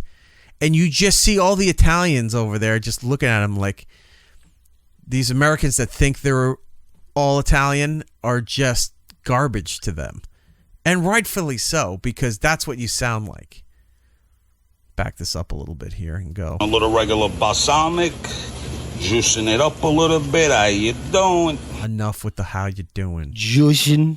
No one cares. With his sandwich. He's doing this. Like he's putting he's dropping his mouth a little bit. It's got a little bit of a spit in there, like a fajoule, and you go around talking like this, like you think you're Sylvester Stallone Italian. I bet you, even though he's holding the camera while doing this, he's doing the shift. Oh yeah, because he's making a sandwich for somebody. Somebody's there watching him do this video, so he's doing a show. Yeah. Continuing. I was throwing the mortadella. Look at that beautiful mortadella. Forget about it. And now we throw on the prosciutto. How you doing? Now we throw the forget about it is one thing, because there are signs when you're going into Brooklyn from Queens or going into Brooklyn from Manhattan. It says, "Welcome to the borough of Brooklyn," and then it says, "Forget about it" on it. Now, the state endorses that, so no one talks like that. At one point, maybe they did, or just because they thought it was clever to take it from a movie or whatever, they put it on the sign. They're actual signs that say it. So I'll give that a pass. No one's really talking that way, but I'll give it a pass. The how you doing has got to stop. And the what did he say? The prosciutto? The prosciutto. He does at least. Well, I'll get to that. I'm getting ahead of here. Throw on the prosciutto. How you doing? Now we throw on the super. We tro. I hate that he says tro. Like, it's such a. And when he says sandwich, he says sandwich. Like he's made it a brand where it's sandwich. I'm like, you're an idiot. Just keep stacking meats. Look at this super solid, bro. Come on. I mean, it looks delicious. Come on, bro. Look at this. Look how beautiful. Yeah, right now, there's nothing wrong with the sandwich. There still needs to be a lot more put onto it, but right now, it looks fascinating.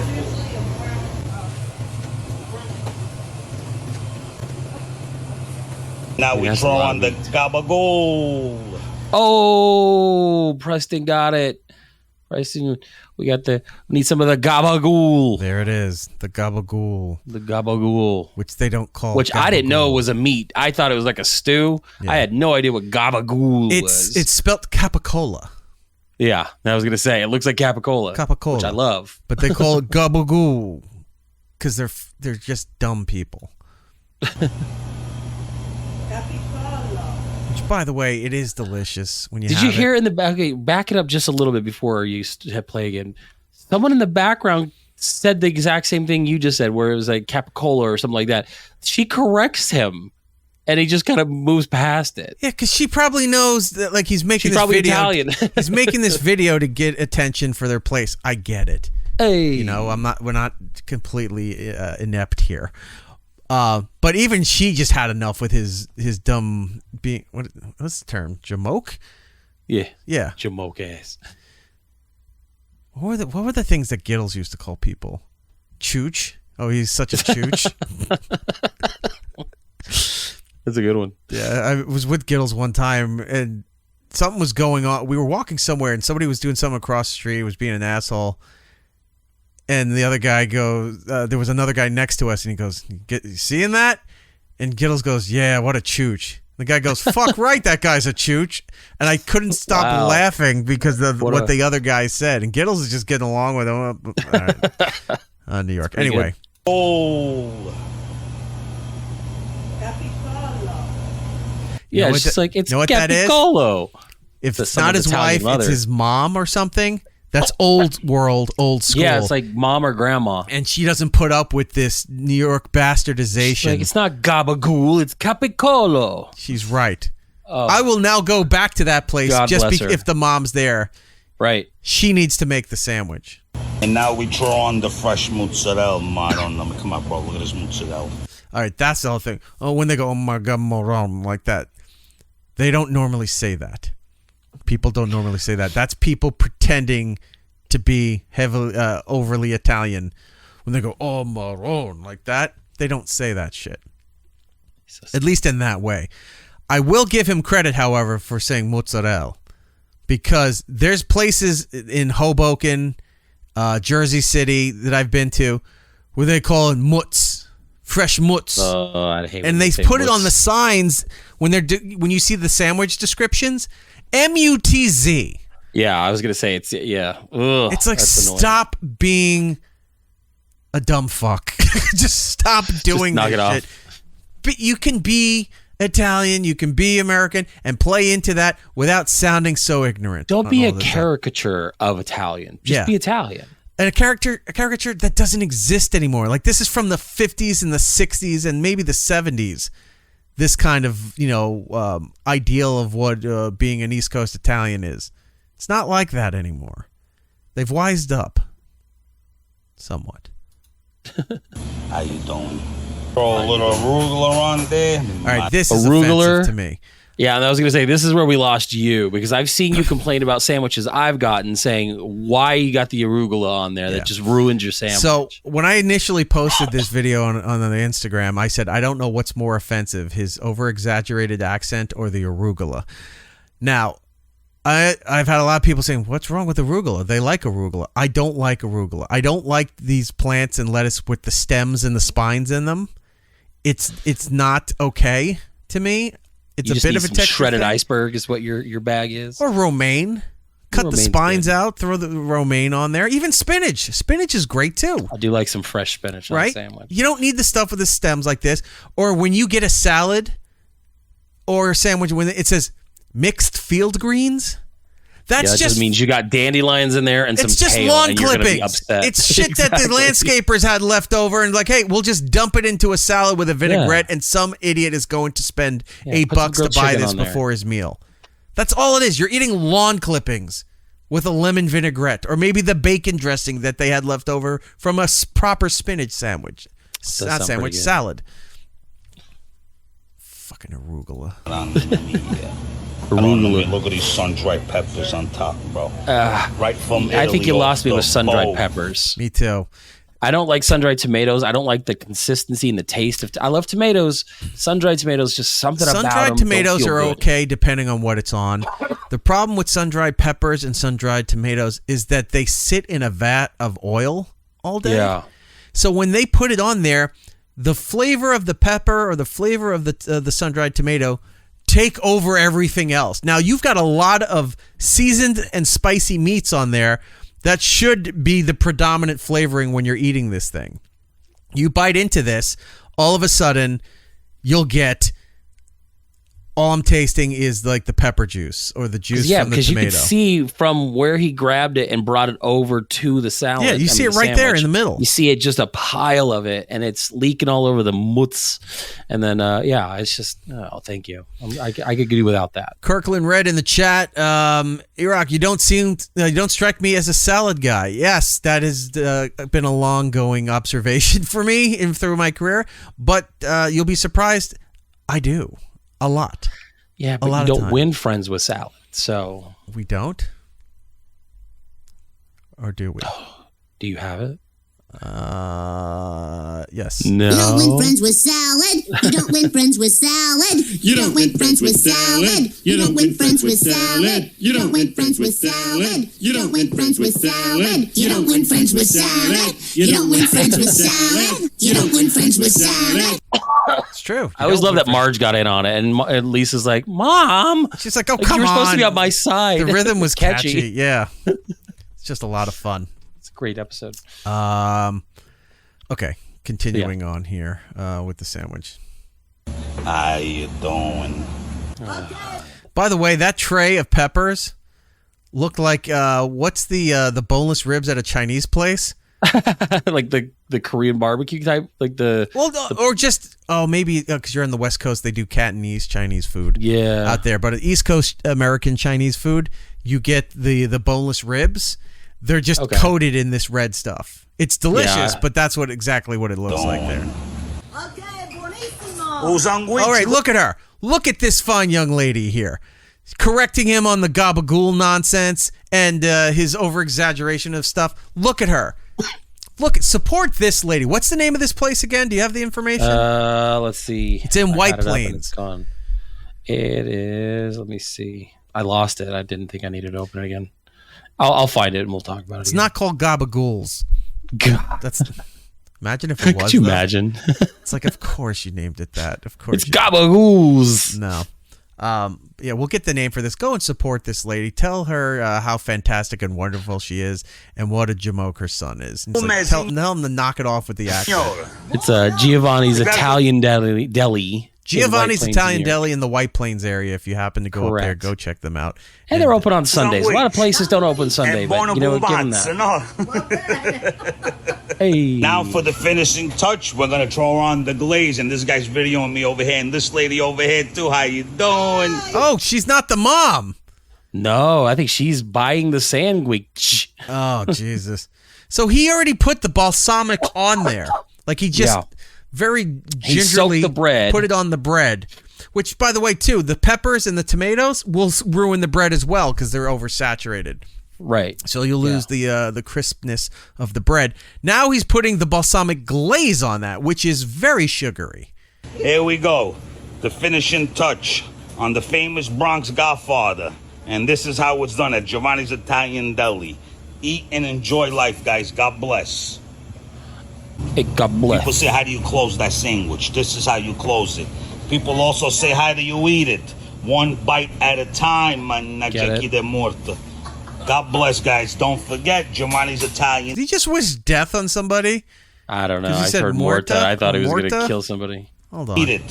One bite at a time, managgia de morta. God bless, guys. Don't forget, Giovanni's Italian Deli. How you doing? I want to hate on this guy a lot, and a lot of it is I do. But I'm looking through his Instagram right now, and he's got a picture of Dice in his shop, like they're standing together because he went to get himself a sandwich. So I'm like, all right, maybe he's doing something right at that deli. He's probably the rare guy where Dice is like, I don't want to do the picture. Hey, I just came in here for a Snapple. You just wanted to use your phone. I just wanted a Snapple and be on my way. And this guy's have talking a public about restroom. Yeah. Well, anyway, sandwiches everywhere. There you go.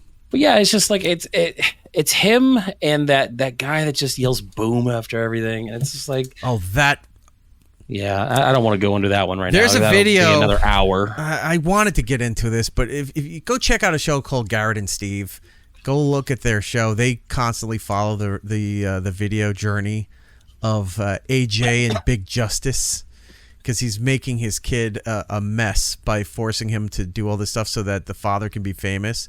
Mm-hmm. He's roided up a bit, and he wears eyeliner. I don't get why he's wearing eyeliner all the time, but he's wearing eyeliner to eat his double chunk chocolate cookie. Oh, fuck him. There's a video showing behind the scenes. Somebody taped them while they were doing something with another food influencer. And you watch and like, okay, he's not wrong with the cues in the direction of what he's doing, but it's just aggravating because it's him. Mm-hmm. You know, so he's not saying the wrong things, but you're just like, enough with this. And now there's other influencers calling out the kid saying your dad's just filling you with terrible food and he's going to make you diabetic. Yeah. Stop doing this. Well, and then he's getting his daughter into it, who I believe is underage, but for her age, she's pretty well endowed. And they've got her in like tight t-shirts and low cut t-shirts, and they're doing all this shit. And it's like, this is a ridiculous family, and I want nothing good to happen to them. And apparently they're starting a podcast this week. I think this weekend they're doing it. He built a studio. They have a video up where they built a studio. They're going to go live, I think, on Twitch. And thank you.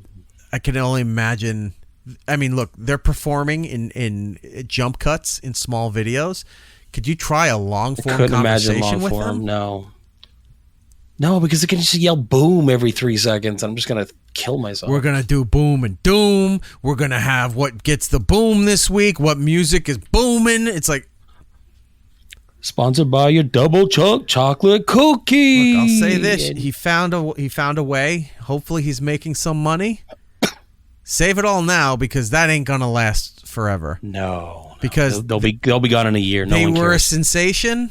Maybe they are still a sensation. They were piquing the interest of the social media world. They were getting a lot of attention. People were finding it. People started to like them. Then what happened? Other people started to notice, like, this is terrible.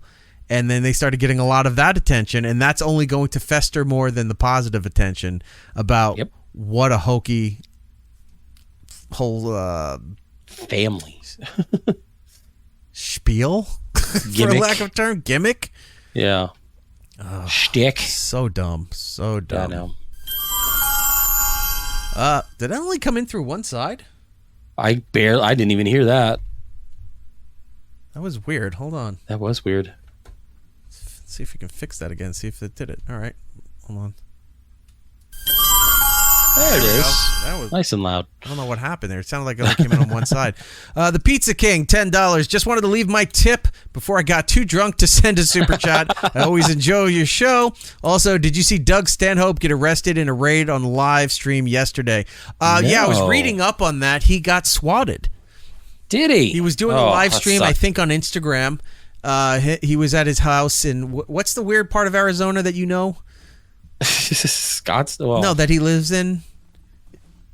Oh shoot! I remember I kept saying it was Yuma, and that wasn't the place. It was something with a B, I think. Bisbee. Yeah, it's Bisbee. Yeah, that's like an old mining town down south. Yeah. Oh, you're not too drunk yet? You're still here, Pizza King. You lied. Oh, you know your geography, I hate when people lie to me in payment form. So yeah, he got raided for doing an Instagram live stream. He was there. He had a couple people over, and then all of a sudden they just showed up, and weird. Like it looked like an ATF kind of raid. You know, they were there with semi-automatic weapons.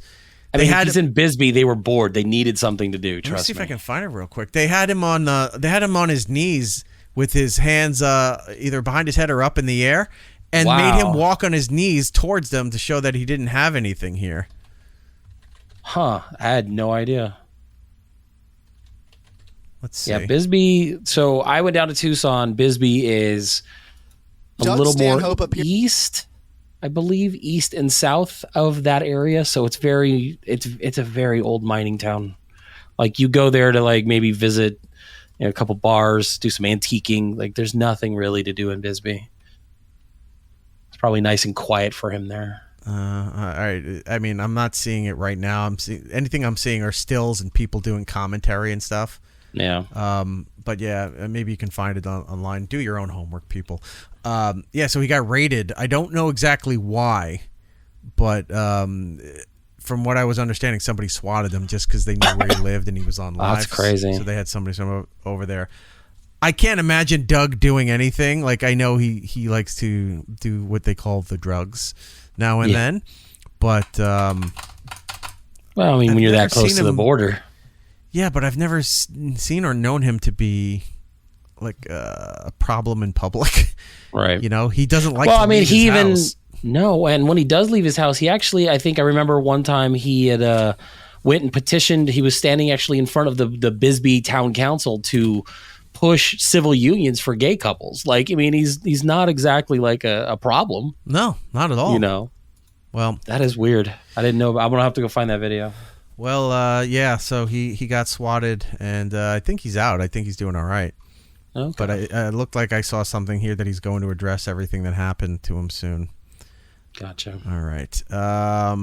Finally with the food news, because this will disappoint people in the Los Angeles area. And we've talked about this, how California forcing that mandatory $20 an hour minimum wage was going to cause problems because it wasn't look, I'm not taking sides of the company, and I'm not taking sides of the state, and I'm not taking sides of the employees working in there. I'm just we hate everybody equally. Right.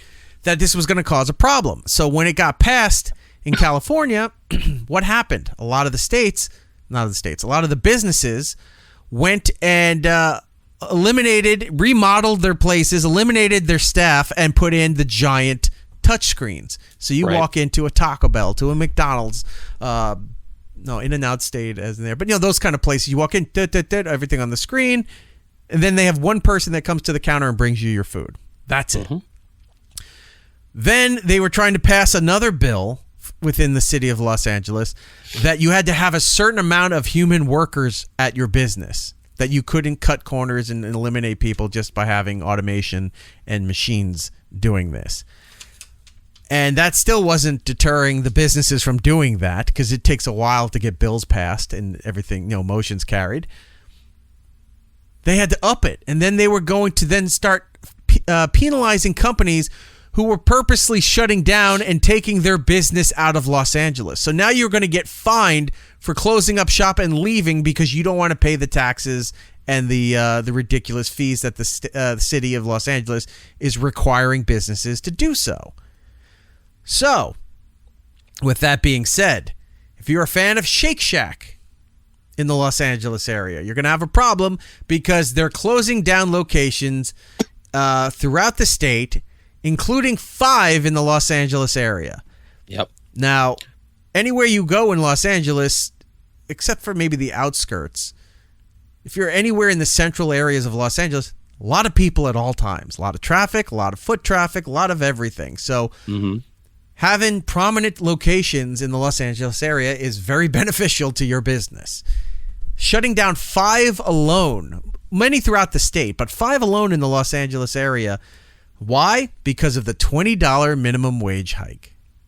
Shake Shack will shutter California locations, the latest fast food chain to close restaurants after the state enacted its controversial $20 minimum wage bill. The burger chain, which will close at start 9 Shake Shacks overall, said that the move was a result of periodic evaluation of its portfolio of company-operated units, corporate speak, and according to a filing with the Securities and Exchange Commission on Tuesday, these shacks are not projected to provide acceptable returns in the foreseeable future. 5 of the doomed locations in the Los Angeles area and others in Oakland, lowering its total down to 37 remaining in the state. More to decisions about more to come, where wages were for fast food workers shot up to $20 an hour as of April 1st of this year. The company said its decision was based in part of due to changes in the trade area. According to its filings, Shake Shack declined any further comment. The city of Los Angeles, of course, is investigating. They are having some closures in other states, in Texas and Ohio, but they're not for the same reasons. So maybe they're just not doing business. The Shake Shacks are expected to close their doors by September 25th. Hollywood agent Rob Stark has told us that the one that's convenient to him is closing down, and he is a bit distraught. Yes. Employees of the restaurants can be rehired at other Shake Shack locations. If the employee does not want to transfer locations, they'll be eligible for 60 days of pay. The closures. The company said the closures will maximize growth and will not impact plans to open stores in other areas in the future.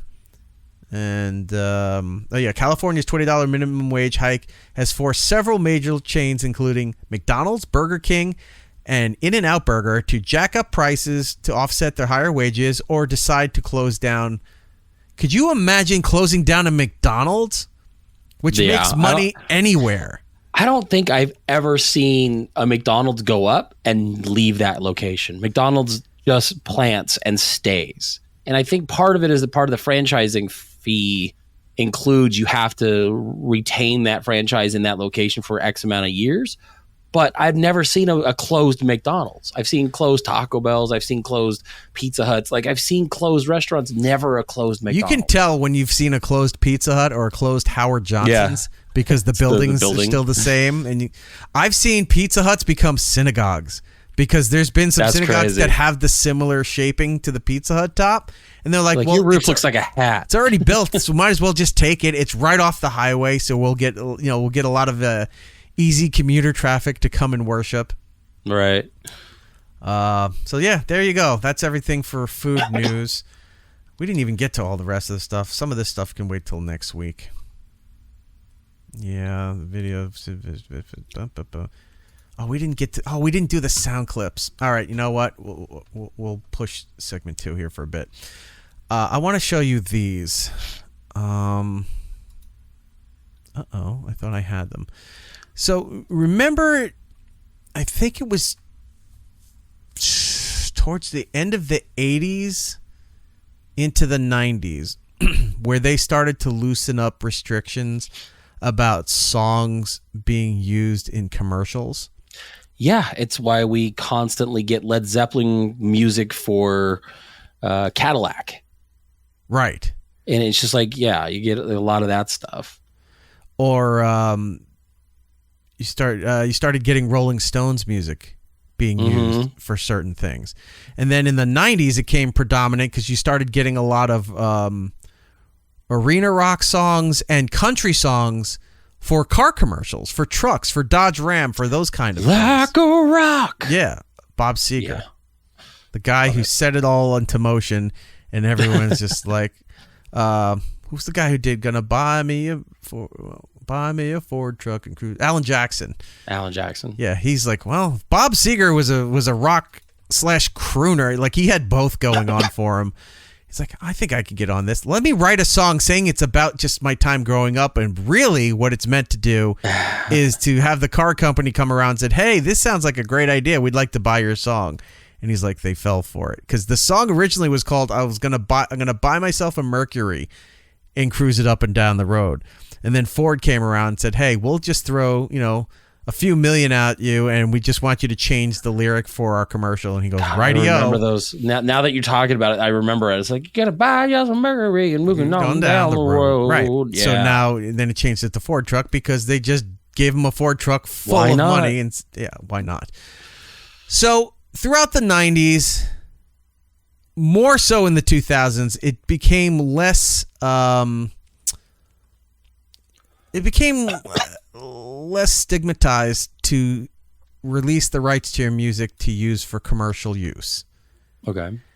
And as we got into the 2010s, we started to see, oh yeah, they're all doing it because you had hacky versions of songs being used for Target commercials, and you had creepy, mysterious versions of songs being used for television shows and for movies. Gotham. Remember when Gotham was on Fox? Yeah. You would always hear some really creepy whatever song being played, and it wasn't like even 9 Inch Nails. It was a song that was very poppy and bubbly, and all of a sudden they just made a creepy version. Walk like an Egyptian. Oh, there's a fucking ancient mummy that's going to terrorize Gotham next week. Got it. Ooh. Vacation, all I ever want. You're like, what is happening? And they do that now with like movie trailers where it's like, it's really hip to take a popular kind of upbeat song, slow it down, make it like creepy, and that's your trailer. I mean, the Batman did that with Nirvana. They did it. They've been doing it for almost 20 years now, because I think video games were the first ones that were starting to do it, where they would take the song Gears of War and slow it down to make it creepy, to emphasize the importance of the story of a video game. Right. Then TV shows started doing it, like Fox and the CW. The shows on the CW couldn't jump harder at that shit to manipulate those songs and then put it up. No, Kool-Aider, it's not Muzak. Muzak is just really like almost like synthetic MIDI versions that would play in a department store or elevator or something like that. Yeah. Preston and C in the chat. Donnie Darko. Yes, Donnie Darko. Well, no. That song was that way, right? It was that was the same song they used in the Gears of War trailer. Places familiar. Yeah, but that's how the song originally was. They just used a song like that in there. I guess that does set the precedence, because it's the original is more upbeat than what got re-released. The re-release is slower, was a cover? More deep. Yeah. Okay. No. Taking your word for it. I'll look it up. All right, maybe that is where it started. Maybe Preston is right. That is where it started. It doesn't matter. We're moving on from that. Anyway, so it brings me up to now that they're so blatantly using music now in everything. Like they're not even trying to make their own catchy jingles. They're not even trying to make their own, beds, songs for products for whatever that become memorable. TV theme songs used to be a thing. They were their own mini songs. And you still remember them from the like 70s through when did they get rid of them? Like the 2000s, they stopped doing TV theme songs.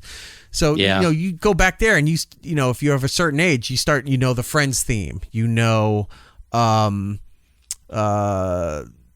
Seinfeld theme, even though there's no lyrics to it, Different Strokes, Facts of Life, Mr. Belvedere, one of our favorites. Oh, I love it.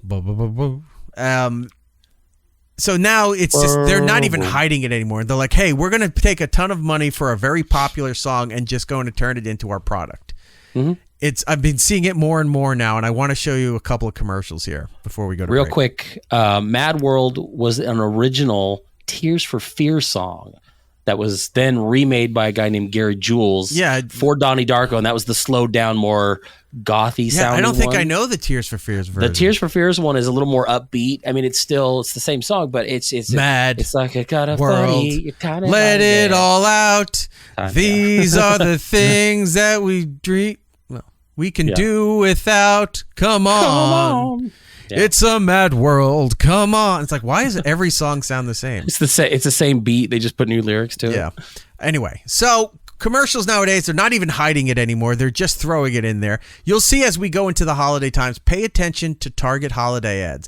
You hear the cheesiest bubblegum plastics versions of popular songs being used for all their advertisements. This is a little different. Take a listen to here. This is a commercial for SodaStream.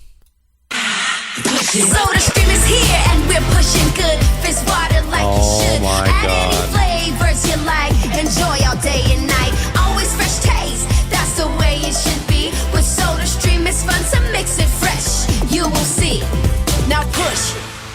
Replace plastic with ease, yeah you can do it too.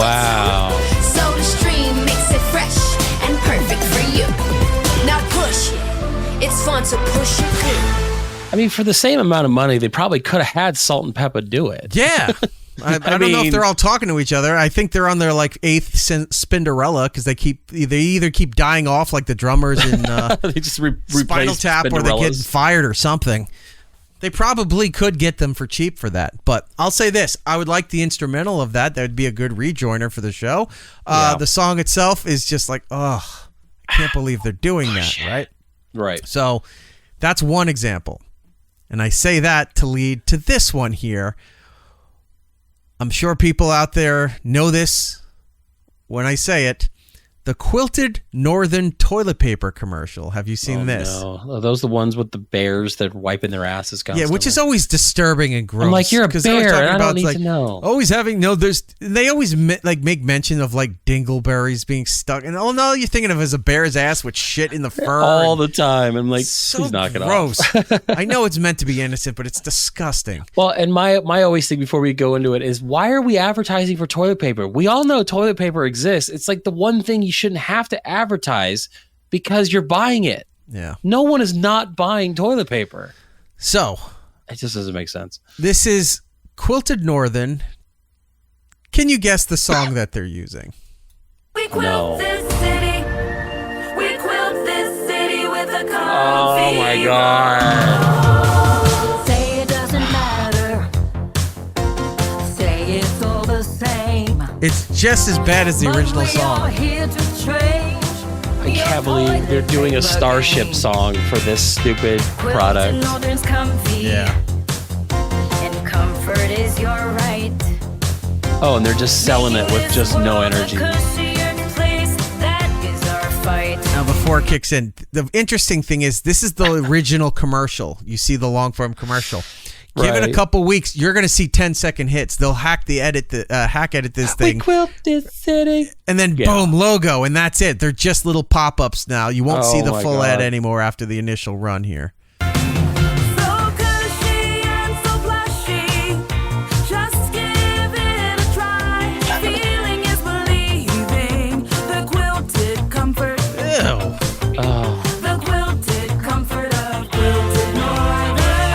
imagining It's all not these even women good. wiping their asses. Yeah, but it's shoehorning the words. Like, it doesn't really flow. They didn't spend much time trying to make a parody of this. Other than somebody had the idea of we quilt this city, and then let some, low-level person in the marketing department write the lyrics. Just come up with something. We'll perform it. We quilt this city with a comfy roll. Keep it quilted with Quilted Northern. Yeah. Oh, quilt so this dumb. city. Big Red Tower in the chat saying those instrumentals sound so goofy, low budget as fuck. Yeah, they're like MIDI files. Somebody put MIDI files together. Now, Bernie Taupin. I'm going to keep tabs going into the holiday season here, because say what you want. As we go into September, it's officially commercial-wise the start of the holiday season. So they're going to be putting stuff out there leading into Halloween, leading into Thanksgiving, leading into Christmas. So I'll keep tabs of products. God, we're in September already. I know. The best part of the year is the last 4 months of the I know. This is my favorite time of year.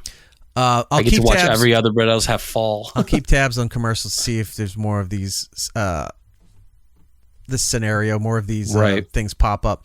Now, because they did Starship, because they did this Quilted City, takes me back to the O&A days when we used to play a parody song of We Built This City. Are you aware of this? No, I haven't heard this one. I will exercise caution for younger listeners. But once you hear this, I'm telling you, my friend, you will never hear the original song in your head ever again. Can you promise me that? I promise you that. That song was already bad anyway. It's going to be replaced by this for the rest of your life. Here we go.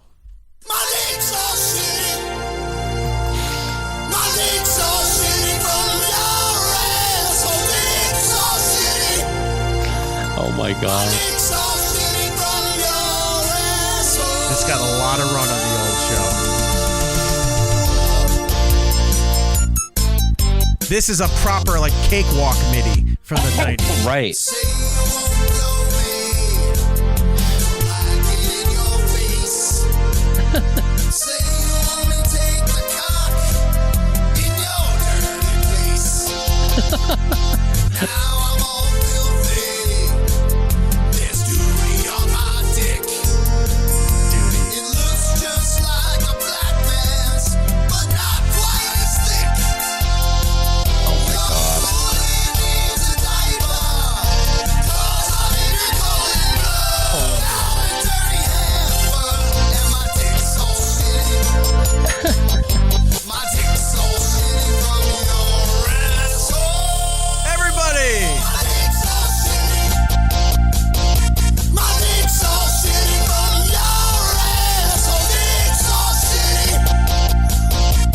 Big Red is correct. The lyrics are 10 times more creative than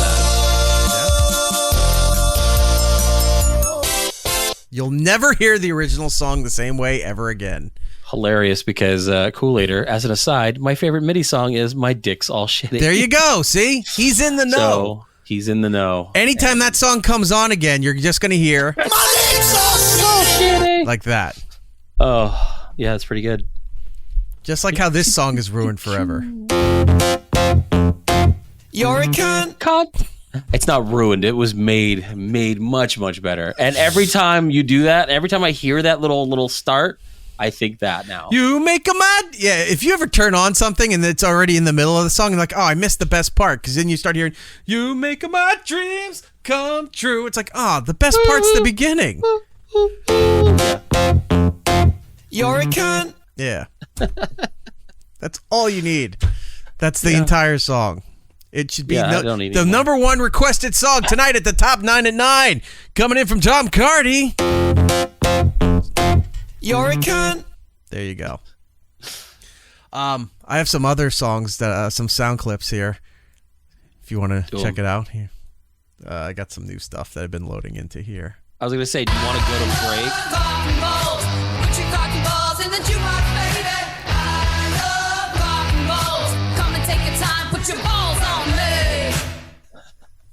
I was going to say, do we want to go to break and play in between so we can hear them all? Nope. Okay. Nope. We're going to do it in the show because this is what the people are not paying for. We're doing it live. That's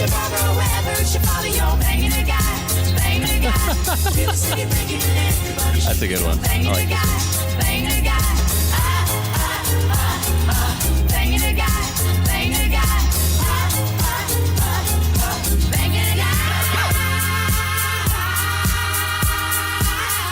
Fantastic. It's pretty good. Yeah, I like that one. That was a good one. You want one more before we go to break? Yeah, let's do one more.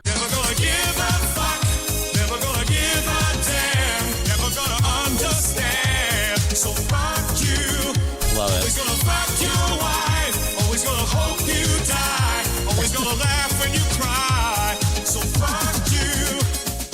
Great, Yeah, right? those are great. Yeah. I like that. I got more coming. But well, that's what you get when you pay $100 million for an episode, guys. You get all quality the entertainment. stops. Yes, exactly. I haven't even touched a percentage of my archive of stuff. This is just a small smidgen, a taste, a smattering, of all if you the will. nonsense that we have on here. Do we do segment 2 or do we just wrap it up? We could. I don't know. Is there anything worth talking about in segment 2? Let's talk. We watched some things that we both. You had me watch a few things that you watched. So, I mean, it's up to you. We could just kind of talk about that real quick, and then we could save all the other stuff for later. Okay, I'm fine with that. Let's do. You know what? Because we gotta wait like a minute or something because of the radio break. How do we do this? All right. You know what? Fuck it. We'll figure it out. Go to break. Be right back. More. It's Eric Nagel. It's Eric Nagel. Next. It's Eric Nagel.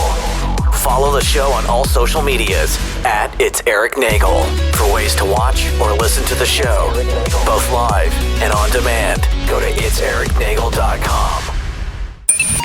It's Eric Nagel is back.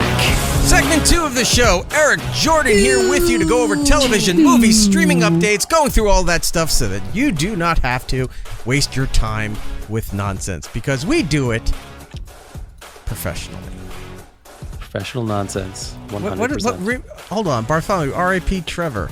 Oh, Is that the guy Trevor. who sang that last song? Okay. That Trevor. I was like, wait, no, Trevor's still alive. Trevor's, what happened to Trevor? Trevor's working at Q104 and the Woody Show. He's doing a lot of stuff. He's not dead. Trevor's Anyway, so yes, we're going through all this stuff here, but as we start segment 2, Jordan, we go around the room and we say, what have we been watching? What can we recommend to the people? What do you have? So I'll hit the things that you haven't seen. I saw Alien Romulus this past weekend. I thought it was a good movie. It's it's in between Aliens 1 and 2 as far as story goes. They made it look very vintage, 1979, so all like the stuff looks very analog. They stay pretty true to the Alien type movies, and I think it was a good alien movie. Like I'm too desensitized to these kinds of things where nothing like really scared me too much. There was like a jump scare at the end that got me, but for the most part, like I'm not like sitting there like, oh god, the aliens are coming. But I thought it was a good story, and I thought it was really, really fun. It's worth watching, and it's fun to watch on the big screen because it's just nice to see a good aliens movie on the big screen. So I saw that. Today I watched. I got about 10 minutes into the movie. I got to continue it, but yeah.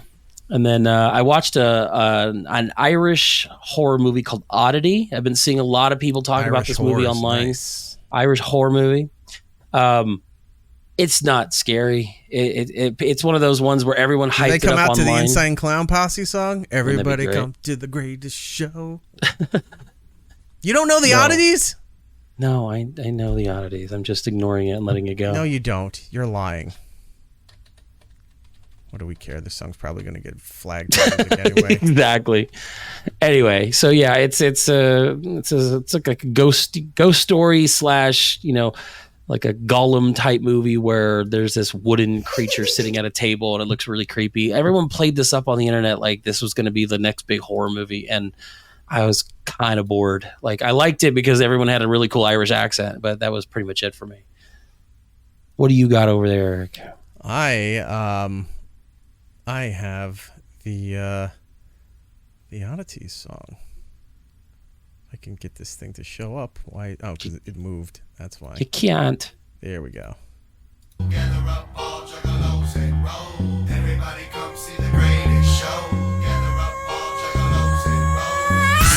know how much better the movie would be if this was playing in it? I mean, yeah. Ron and Fez show. I'm Ron This Fez. Say hi, Fezzy. Hi, Ronnie. Hi, Ronnie. 866-969-1969. What's Earl doing? I don't know. I'm not going to keep that bit going. Yeah, don't keep going. That's okay. So I've had this conversation with people. Honestly, if someone said, "Hey, I've got tickets to the Insane Clown Posse. Right. Do you want to go?" I would go because I want to see the craziness surrounding it all. I don't know if it's the same anymore, but I went during the Great Malenko days in the 90s. Oh, yeah. And then I went, rough. I think one more time in the late 90s. I went to see them. That's something I would probably want to experience. They were doing all the Faygo stuff, ripping the caps off the soda bottles, shooting it out into the crowd, all that fun stuff. Yeah. For anyway, me, I saw that. And then, what was I watching? I watched... for some reason, it popped into my mind that I needed to go back and watch Dirty Rotten Scoundrels. Do you remember this movie? Years it's been since I watched that. Look up when that movie came out. I think it was a late 80s movie starring Michael Caine and Steve Martin. 19 what? 88. 88. It's directed by Frank Oz. Of Muppets fame. So, I don't know why. I just remembered liking that movie. And I will say this, going back to watch it, if you didn't grow up in the time where movies wasted a lot of time with scenery and transitions and all that stuff, you won't have an appreciation or the attention span to watch this movie, because there's a lot of drawn out pans of this exotic location in Spain that they were shooting the movie in. Looks beautiful. It's nice. The music, it was relaxing to sit there and watch this and have it all drawn out. Now, the movie could have been done in about an hour if it didn't have all the extra, car scenes and cityscapes and boat scenes and all this whatever.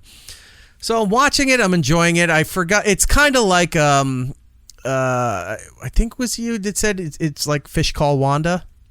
This one and A Fish Called Wanda always remind me of one another. And then sometimes I'll get them confused because I always think, oh, this is the one with... what's his face? And no, it's not. This is the Steve Martin and Michael Caine one. This because you're thinking of John Cleese and Michael Caine. I'm thinking of John Cleese. Yeah. So I'm watching the movie, having a good time. I'm enjoying it. I happen to notice something that I got super fixated on. Does not mean anything for the movie, the plot, nothing. It's just a background thing that drove me nuts. That I had to go and clip the part of the movie to show it to you now. Okay. So, this is a scene where Michael Caine is in his office there, and he's going to pay this woman money. So, as he's walking over here... Ian McDiarmid. All right. So, he's right here, and he's got the fake bookshelf here that's hiding his safe. Okay? There's his wall safe. He opens up the safe here, has his key. He's opening it up to get her this money. Now, I did some jump cuts because this scene, again, 80s movie, takes a while to go through all of this stuff. Right. See? Jump cut there. Now he's going to go close the safe. Right. Did you notice it or no? Hold on. Go back.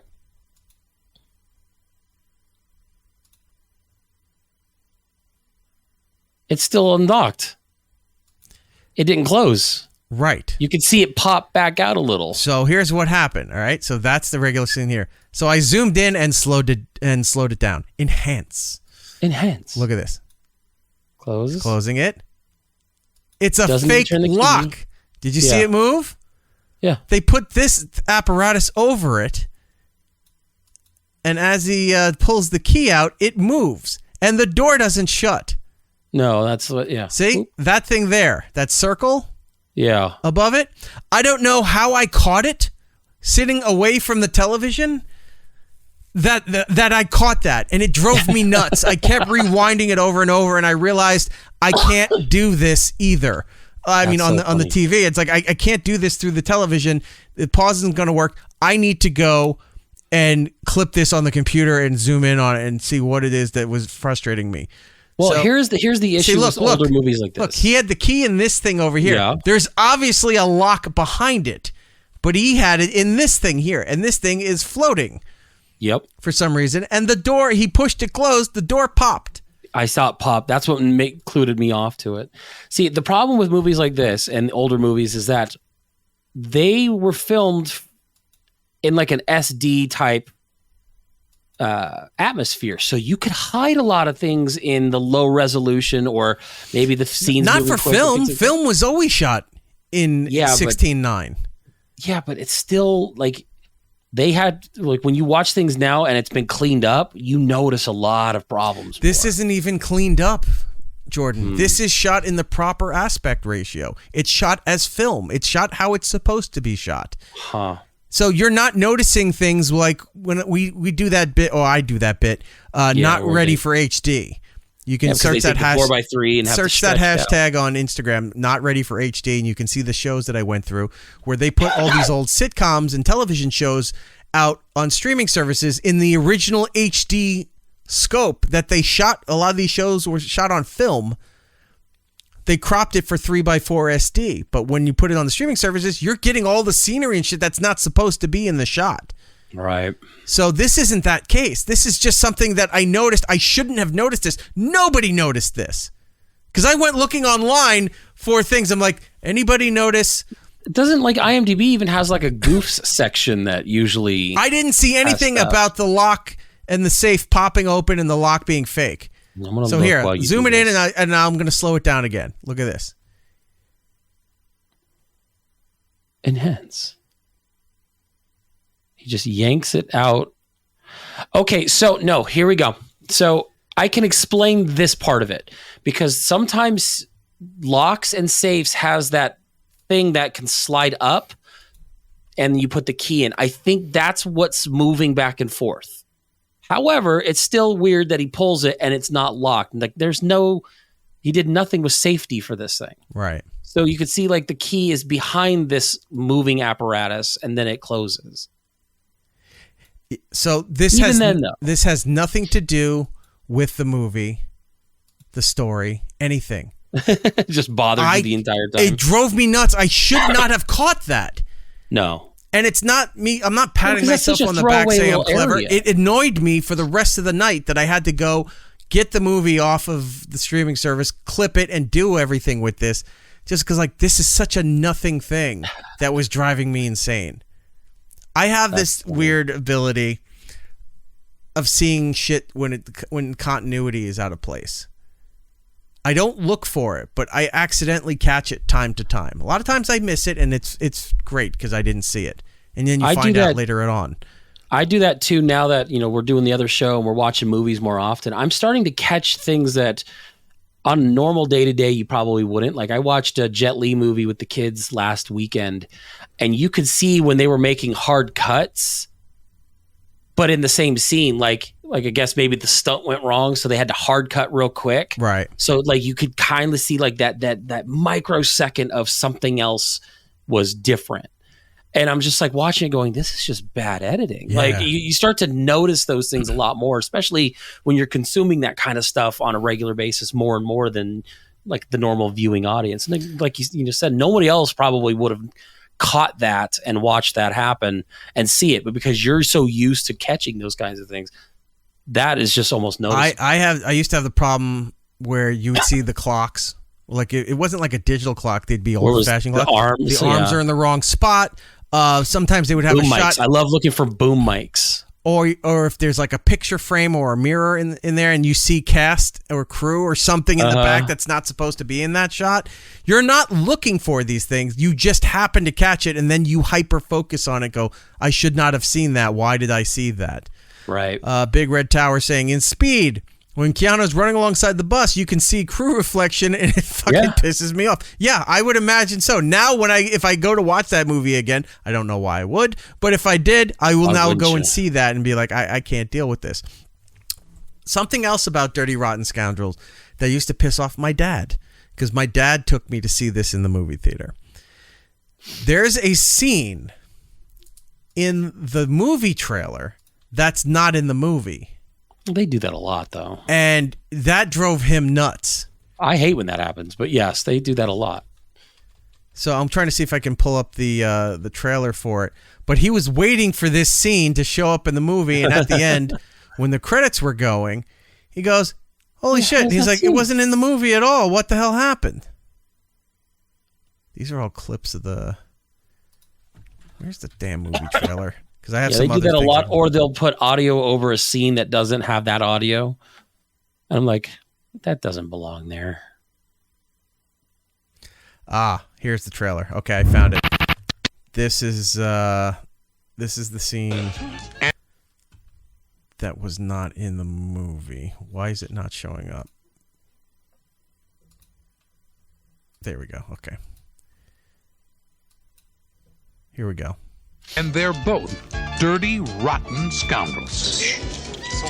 All this is in the movie. Dirty. This is not. This is the scene my dad was looking for and was not in the movie. And for years he kept bringing this up, and I was like, this is not that big a deal. And then I started seeing shit in the movies, and now I understood why he had these little breakdowns about what shit wasn't in the movie. This scene here. You mustn't turn your back on them for a second. Of them just walking and then he pushes the old lady in. Yeah. I mean, that would be pretty funny. He loved that scene. He laughed. I remember on at home on TV, he was laughing watching that scene. He was looking for that in the movie, and it wasn't there. I love old 80s trailers. So while I was trying to do a bunch of work this week, at night I put on movies while I'm doing editing for other things. And for some reason, I decided to go down a bit of a John Cena wormhole. And there's two movies that were prominently featured on Amazon Prime that I figured I would watch. One is Ricky Stanicky, which I knew of, but didn't. I've never seen, and I only knew of it because it's not that old either, though. So. I knew of it because there was a lot of social media buzz about the movie because John Cena had started an OnlyFans account. Yeah, and everything he did funny. on there was all to promote the movie. And the OnlyFans account does not appear in the movie or tie into the movie or any of that. It has nothing stuff. to do with it. Nothing. No. It's just something he did to promote the movie. Ricky Stanicky had some funny moments. Was not terrible. Yeah. No, I didn't think Wasn't it was a that terrible bad. movie. Well, and I like Andrew Santino, and I like Cena. Like it's funny when he doesn't take himself seriously. Mm-hmm. I thought the story was okay. Like, you know, it sounds like every other story where it's like, you know, guy, you know, trying to be somebody for somebody, and then he starts to kind of get into the role and be that person. Like I've seen that stuff before, but it just, you know, I think it went going to streaming was good for that. If that would have released in the theater, it would not have done anything. Right. Bartholomew in the chat saying a lot of the jokes of Ricky Stanicky fell a little flat for me. Yeah, it did start to feel the beginning where they're all kids and they were doing the flaming bag of poop at the door. And I think felt like they were. It felt like it was coming from an Adam Sandler movie. It felt like a cross between Billy Madison and Hubie Halloween. The beginning of the movie. I didn't like that movie. And then as the movie was going on, when they were adults and you're hearing about the concept of Ricky Stanicky, it felt like what's the fucking movie where they're all in Vegas and their friends go missing? Oh, The Hangover? Hangover. It started to feel like the Hangover series for a while. You know, the one friend's missing. They're making up stuff about where he is, what he's doing. Yeah. It felt like the Hangover. But when John came in, and he was very funny, his parts. He was very good at what he did. So I did not hate the movie. It was a decent movie. I like when he asked him about how he learned to do a circumcision. And he was like, I had a job peeling shrimp at Beefsteak Charlie's. Like, yeah. But he did those don't equate, but he did it. He did it with the cigar cutter. Right. So anyway, I watched Ricky Stanicky. Once it was done, it then suggested, would you like to watch Jackpot, which stars John Cena and Awkwafina? Right. So I said, whatever. I hit play and go.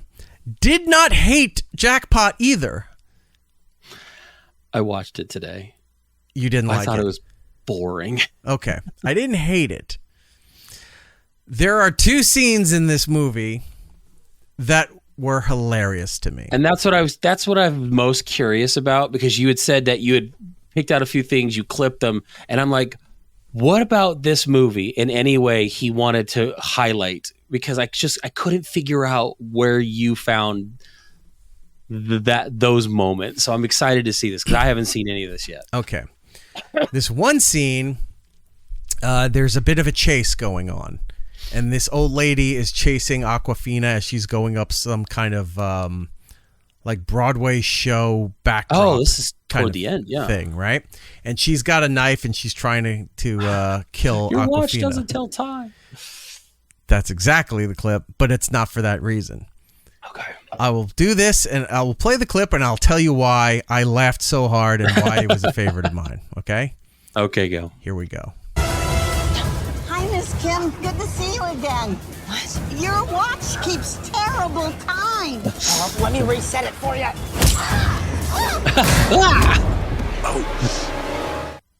Okay. All right, that's kind of funny. It's because, some old lady got kicked in the face and then hit her head. All right, that's exactly funny. why, but I'll tell you what else adds to it. Well, let me reset it for you. Okay. I mean, that is funny. This is what made it hilarious for me. One, looks like Dr. Ruth. The thud of the bong, boom, Yeah. the double thud, the bang and the thud combination of her hitting the scaffolding, whatever, and then thud on the floor. Mm-hmm. Very funny. The reason why it was really funny to me, because it reminded me of the scene in Titanic when the guy fell over the boat and hit the propeller. The same kind of boom, and then went spinning around into the ocean. It reminded me of that. Yes. Now, hang on. With that in mind, watch this again. Well, let me reset it for you. Do you find it even funnier? Is there an edit level, or is it just me? It's funny. It is. I don't know. It's just me then, because it's not you. No, because it does kind of it reminds me of that spot when we were watching Harley Quinn and Kite Man opens his kite and the little girl goes flying and hits the table. I think the sound that happens in both cases make it funny. And then the fact that you hit it. We got to clip that all the time. To pull the Kite Man clip. But that scene is funny. I don't. Maybe you were tired. When did you watch this? Was it like 4 a.m. or something? Yeah. Because that's maybe part of my problem is that I watched it while I was working during the day and I had it up and I'm just like some of the jokes are falling flat. Like I really did like the Airbnb chick. Like she was kind of funny. Her and DJ, who was a DJ. What are the odds? Like they were kind of funny. All right. Well, that's scene 1. Okay. Scene 2 made me laugh because of the way John Cena gets amped up for a fight scene. This, I think I know where you're going, and it made me extremely happy. When the music kicked in, the crowd's rushing into the theater, and you hear the subtle version, the subtle intro of the song before it kicks in.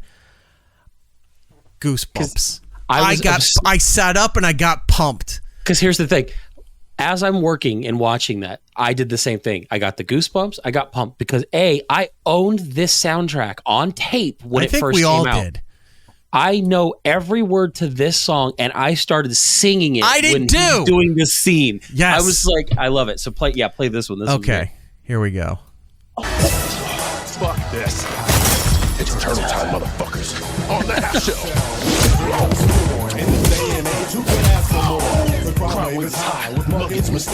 And he's singing it as he's doing it. Oh, I stepped on the last part there. That's okay.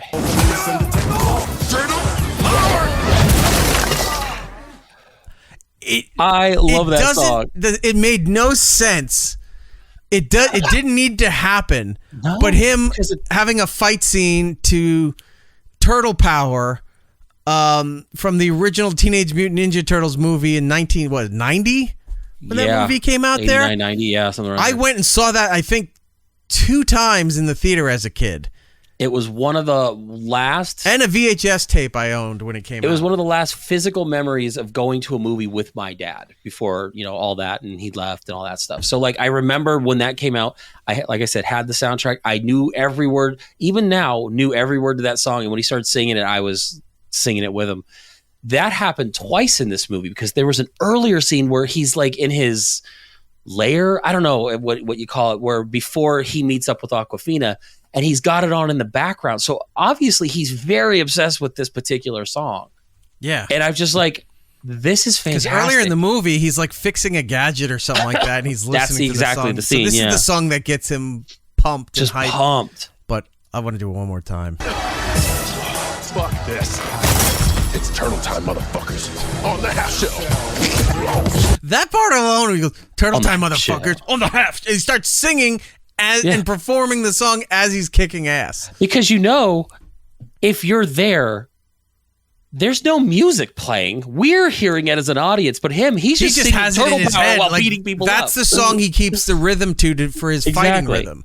And you're getting your ass kicked by a guy who's just going on the half shell. Well, the heroes, it's comical in two ways, and it's just funny.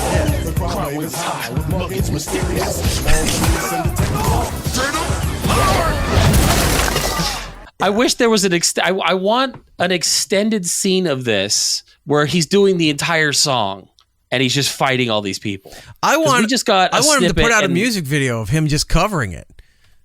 What dressed up as the at the end where he opened the pizza place? Yeah, the knockoff names. It was like a knockoff. That was hilarious. It was a knockoff name, but all the artwork was the original. He didn't change the artwork. And he's eating off green trash can lids. With he's the serving pizza, with the marshmallows, and then he gets served a cease and desist. Everybody, hurry up! Finish eating. I got copyright. I'm getting copyright sued. Yeah, that movie had moments like that which were funny. I just think as a whole, I wasn't as entertained throughout. I think unfortunately in the era that we're in now with streaming services and what have you, you're going to get movies that are just have a series of moments that are good, but and overall then just lulls in the middle. Yeah, because you look at some of these movies and I go, I wouldn't watch this. I wouldn't watch it. I don't think a month ago I would have watched Ricky Stanicky.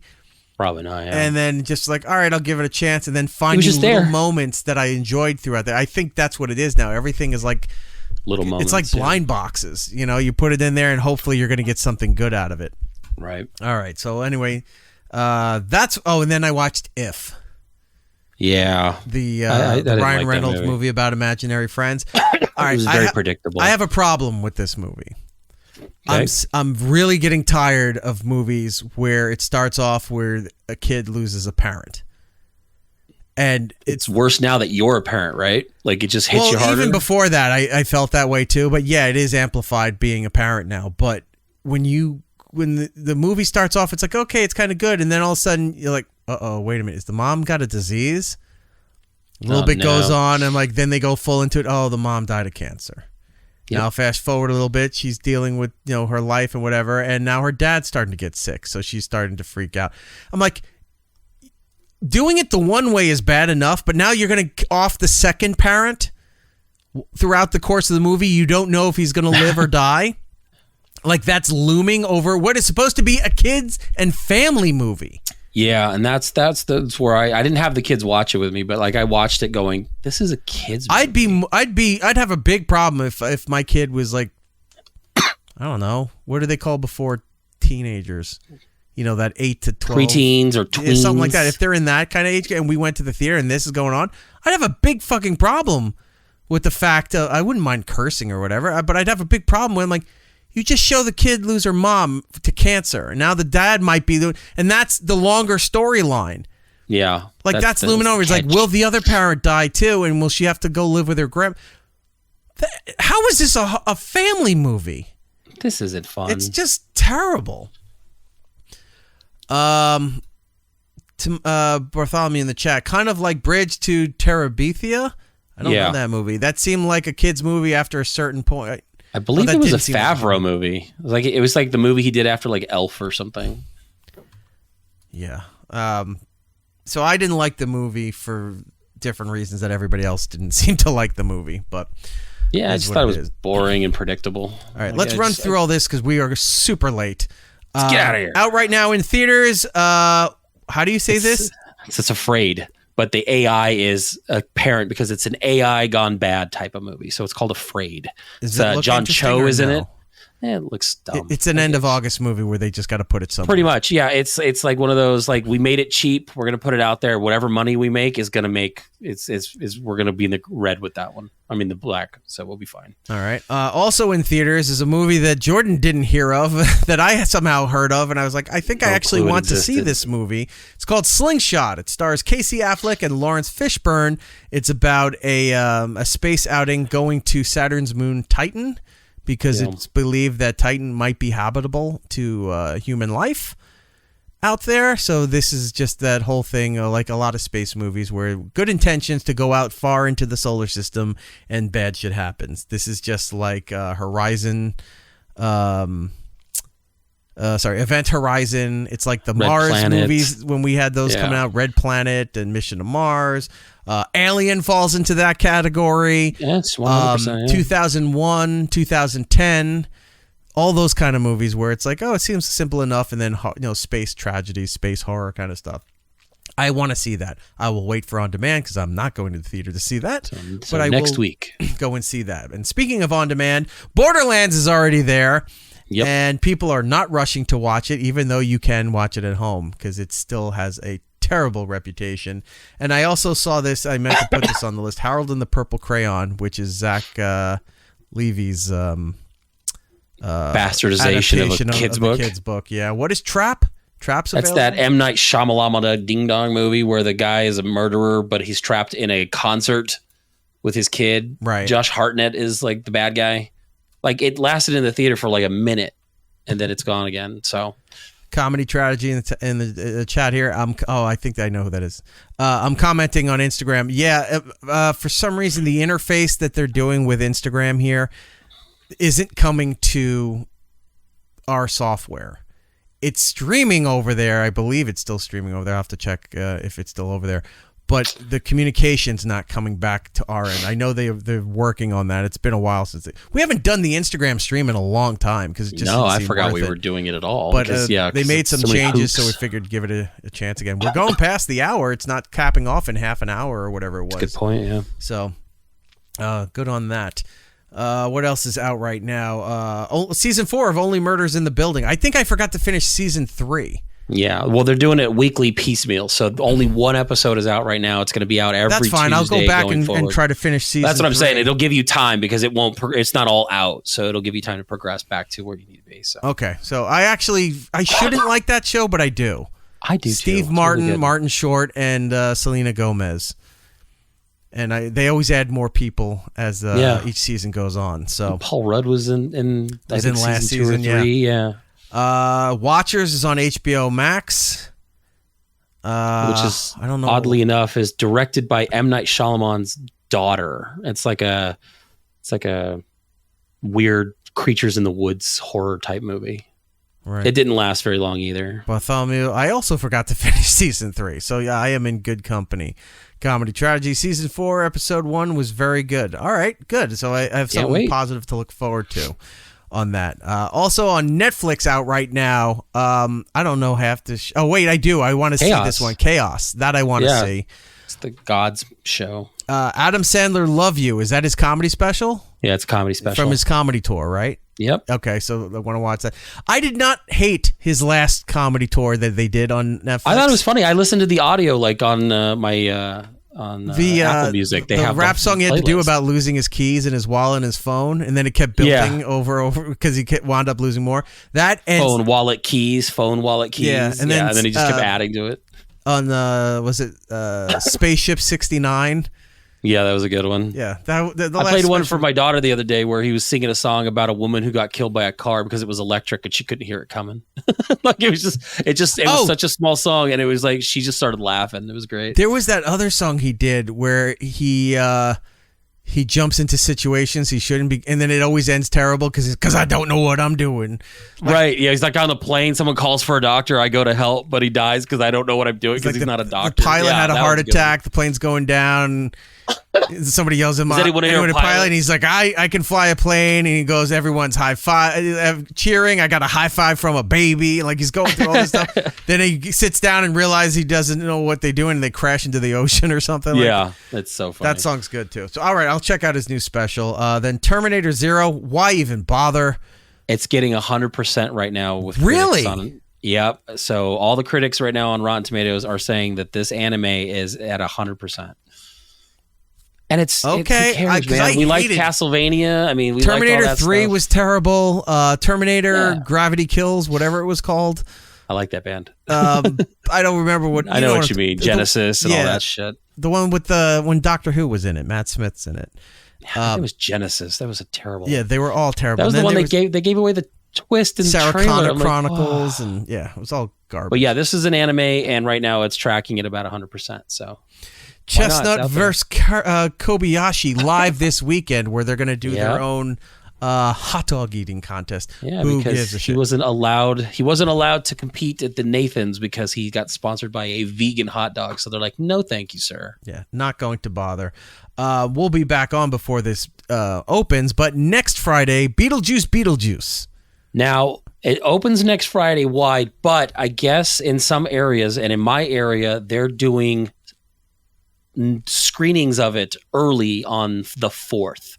So in your area, you might be able to catch it on the 4th, or yes, it'll be out next week. I may try to catch it early just to watch it and have it ready to go talk about on the show, because I am looking forward to this way too much. And I don't want to get too hyped, but I love the property. So I will have to go and see, coming soon. See if I can go buy my tickets for it. It says opening on the 6th.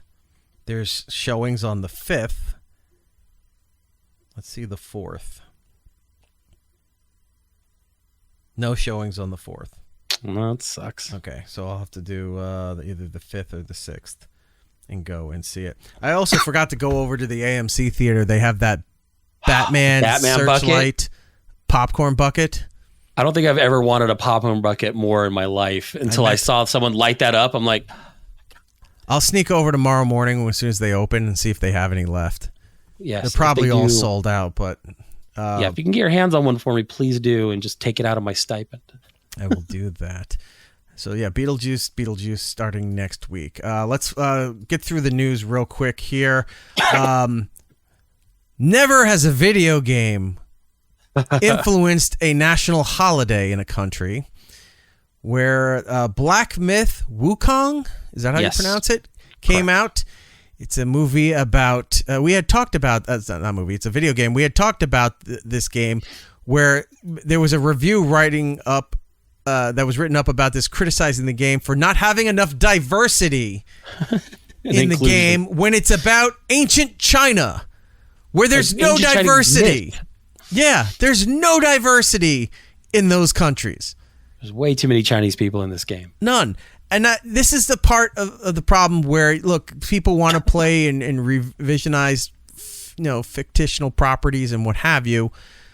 But when you're going back through historical pieces and you're complaining, well, the cast wasn't diverse enough and there wasn't much inclusion on these things, it shouldn't be. Ancient China had one race of people, the ancient Chinese. That was it.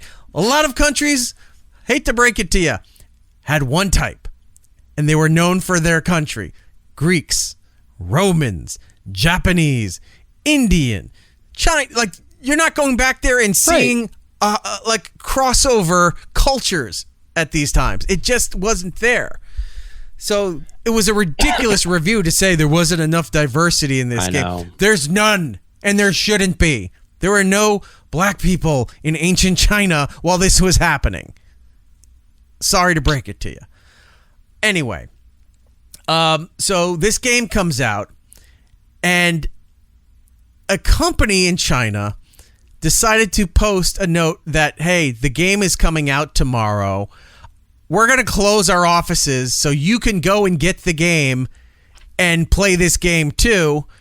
And here's my tag on my platform so you can friend me so we can all play. Keep your phones on stay in communication because I might need help with this game. Not because I might something going on for work. I might need help for this. Pass me the first big bad. So it started with this business, and this was the original sign that's there on the business. Read that. It's all in Chinese, but there's an English version. Somebody translated it for us. And oh my God, I love. Okay, I just read the last. So it says, holiday notice to celebrate the launch of Black Myth Wukong and make it easier for everyone to study the game. The company has the day off on August 20th. For the following eligible colleagues only, please take screenshots of qualified colleagues and submit them to HR. Portion number 1 here. Have pre-ordered the Black Myth game. Goku. 2. Sorry. PC side of Black Myth, test performance over 60 frames stable, or have PlayStation console. Xbox people do not fisheye mixed. So I don't know what that translates to. I know it doesn't make any sense, but it's like, hey, if you're an Xbox, go fuck yourself. We're playing on PC or PlayStation. Out for Xbox. It's not out for Xbox. Apparently, there's an exclusivity deal made. A lot of people were saying it's because they hadn't fixed it enough to where Xbox could run it, but apparently it was But they have it available for PC. It's PC and PS5. Now, the report right now is that the PS5 version does not run very well. Yeah. Which is such a mess. I want to play this game. I know it's on Steam. I just don't know if it'll run on my Steam Deck. I haven't seen anybody officially say it's I was watching some people play it last night on Twitch. It looked like a lot of fun. I mean, the game starts, you see the logo, and then immediately gets you into a boss battle. I'm like, oh, this is the game that's what this game's going to be about. I was watching some of the scenes. All I know is that Xbox no fish eyeball.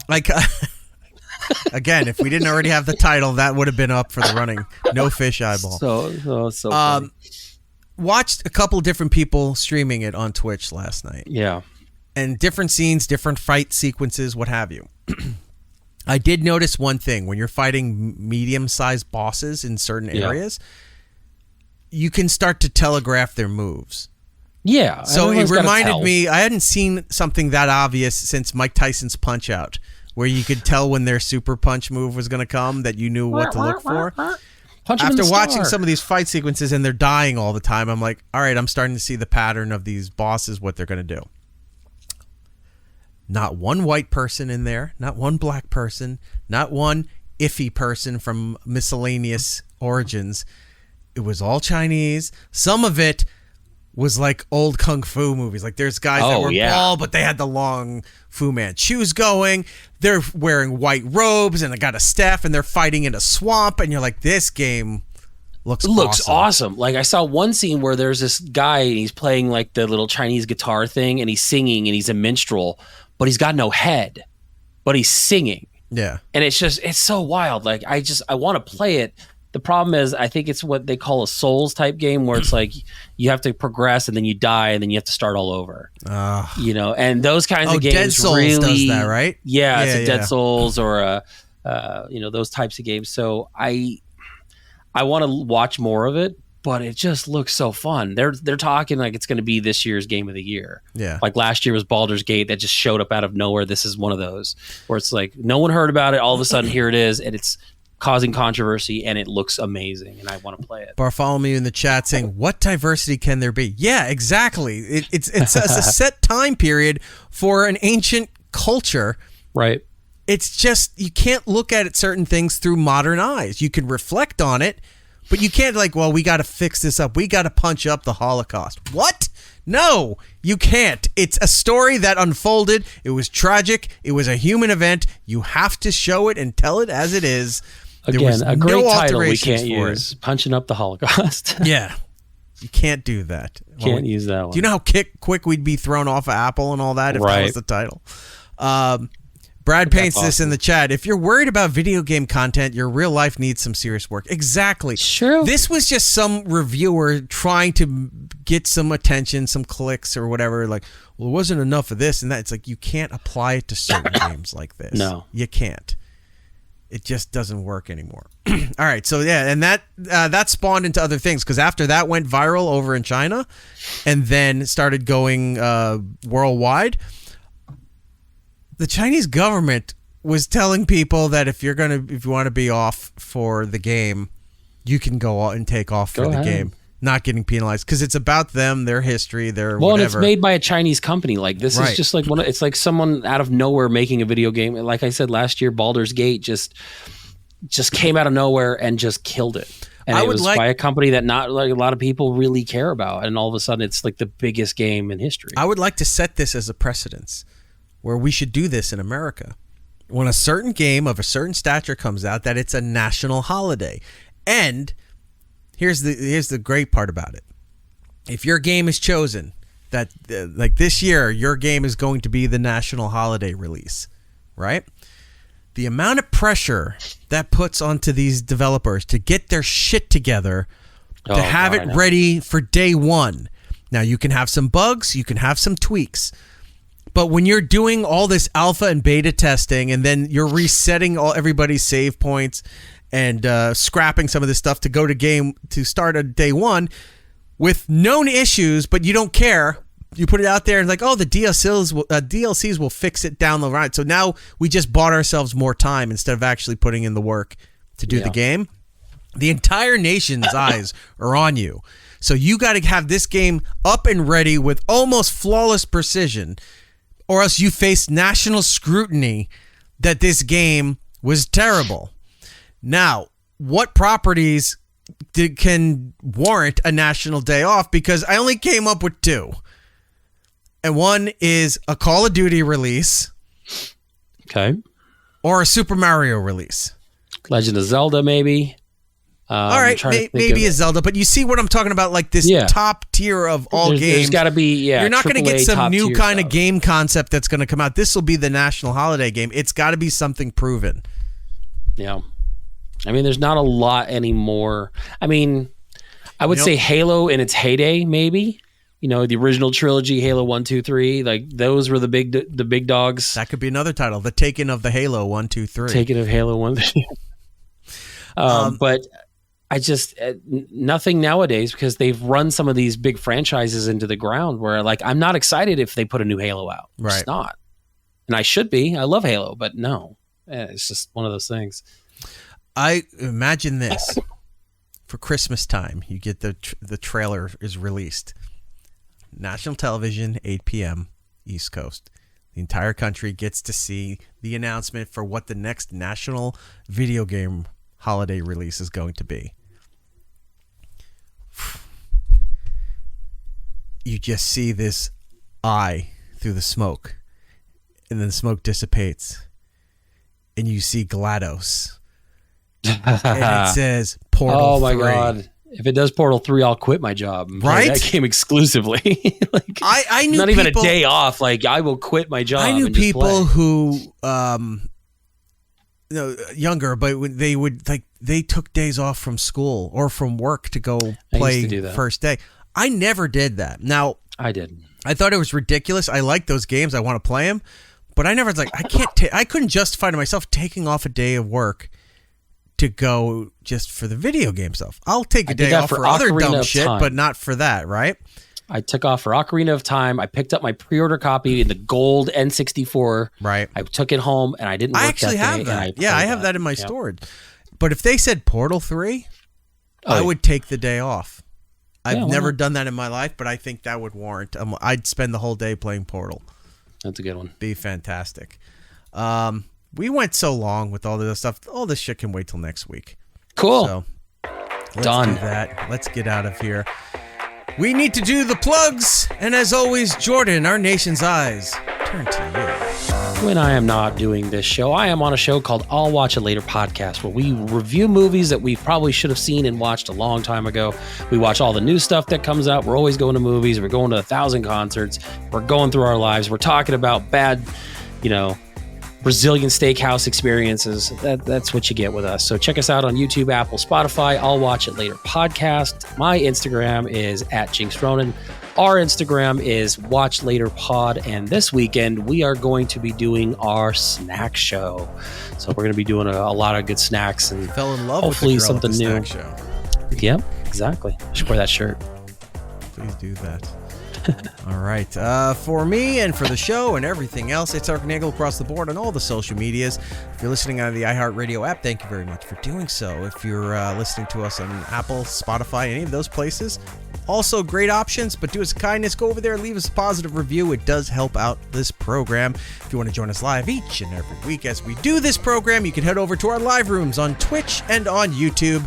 Go over there, hit like and subscribe, turn on the little notification thing that lets you know when we're on. It costs you nothing, just a mere few clicks of your time. I know even that is asking you too much, but get off your lazy ass and go and do that, okay? And if you want to see the whole produced version, finalized version of the show, all the archives are there. Just go to our YouTube channel at It's Erik Nagel. That is it. We are done. We covered everything. Everything's covered. We did it all. All right. Until the next time, I would hope everybody. so. Be excellent to each other. And we will be seeing you. Bye-bye. It's Erik Nagel. It's turtle time, motherfuckers. On the house show. Alas, we're out of time. Follow It's Erik Nagel on social media platforms. For ways to watch and listen to the show, or join us for the live shows, head over to itseriknagel.com. Yo, and remember to tell 2 friends so they can tell 2 friends, and they can tell 2 friends, they can tell 2 friends, they can tell 2 friends. You get the idea. Keep it real, homies.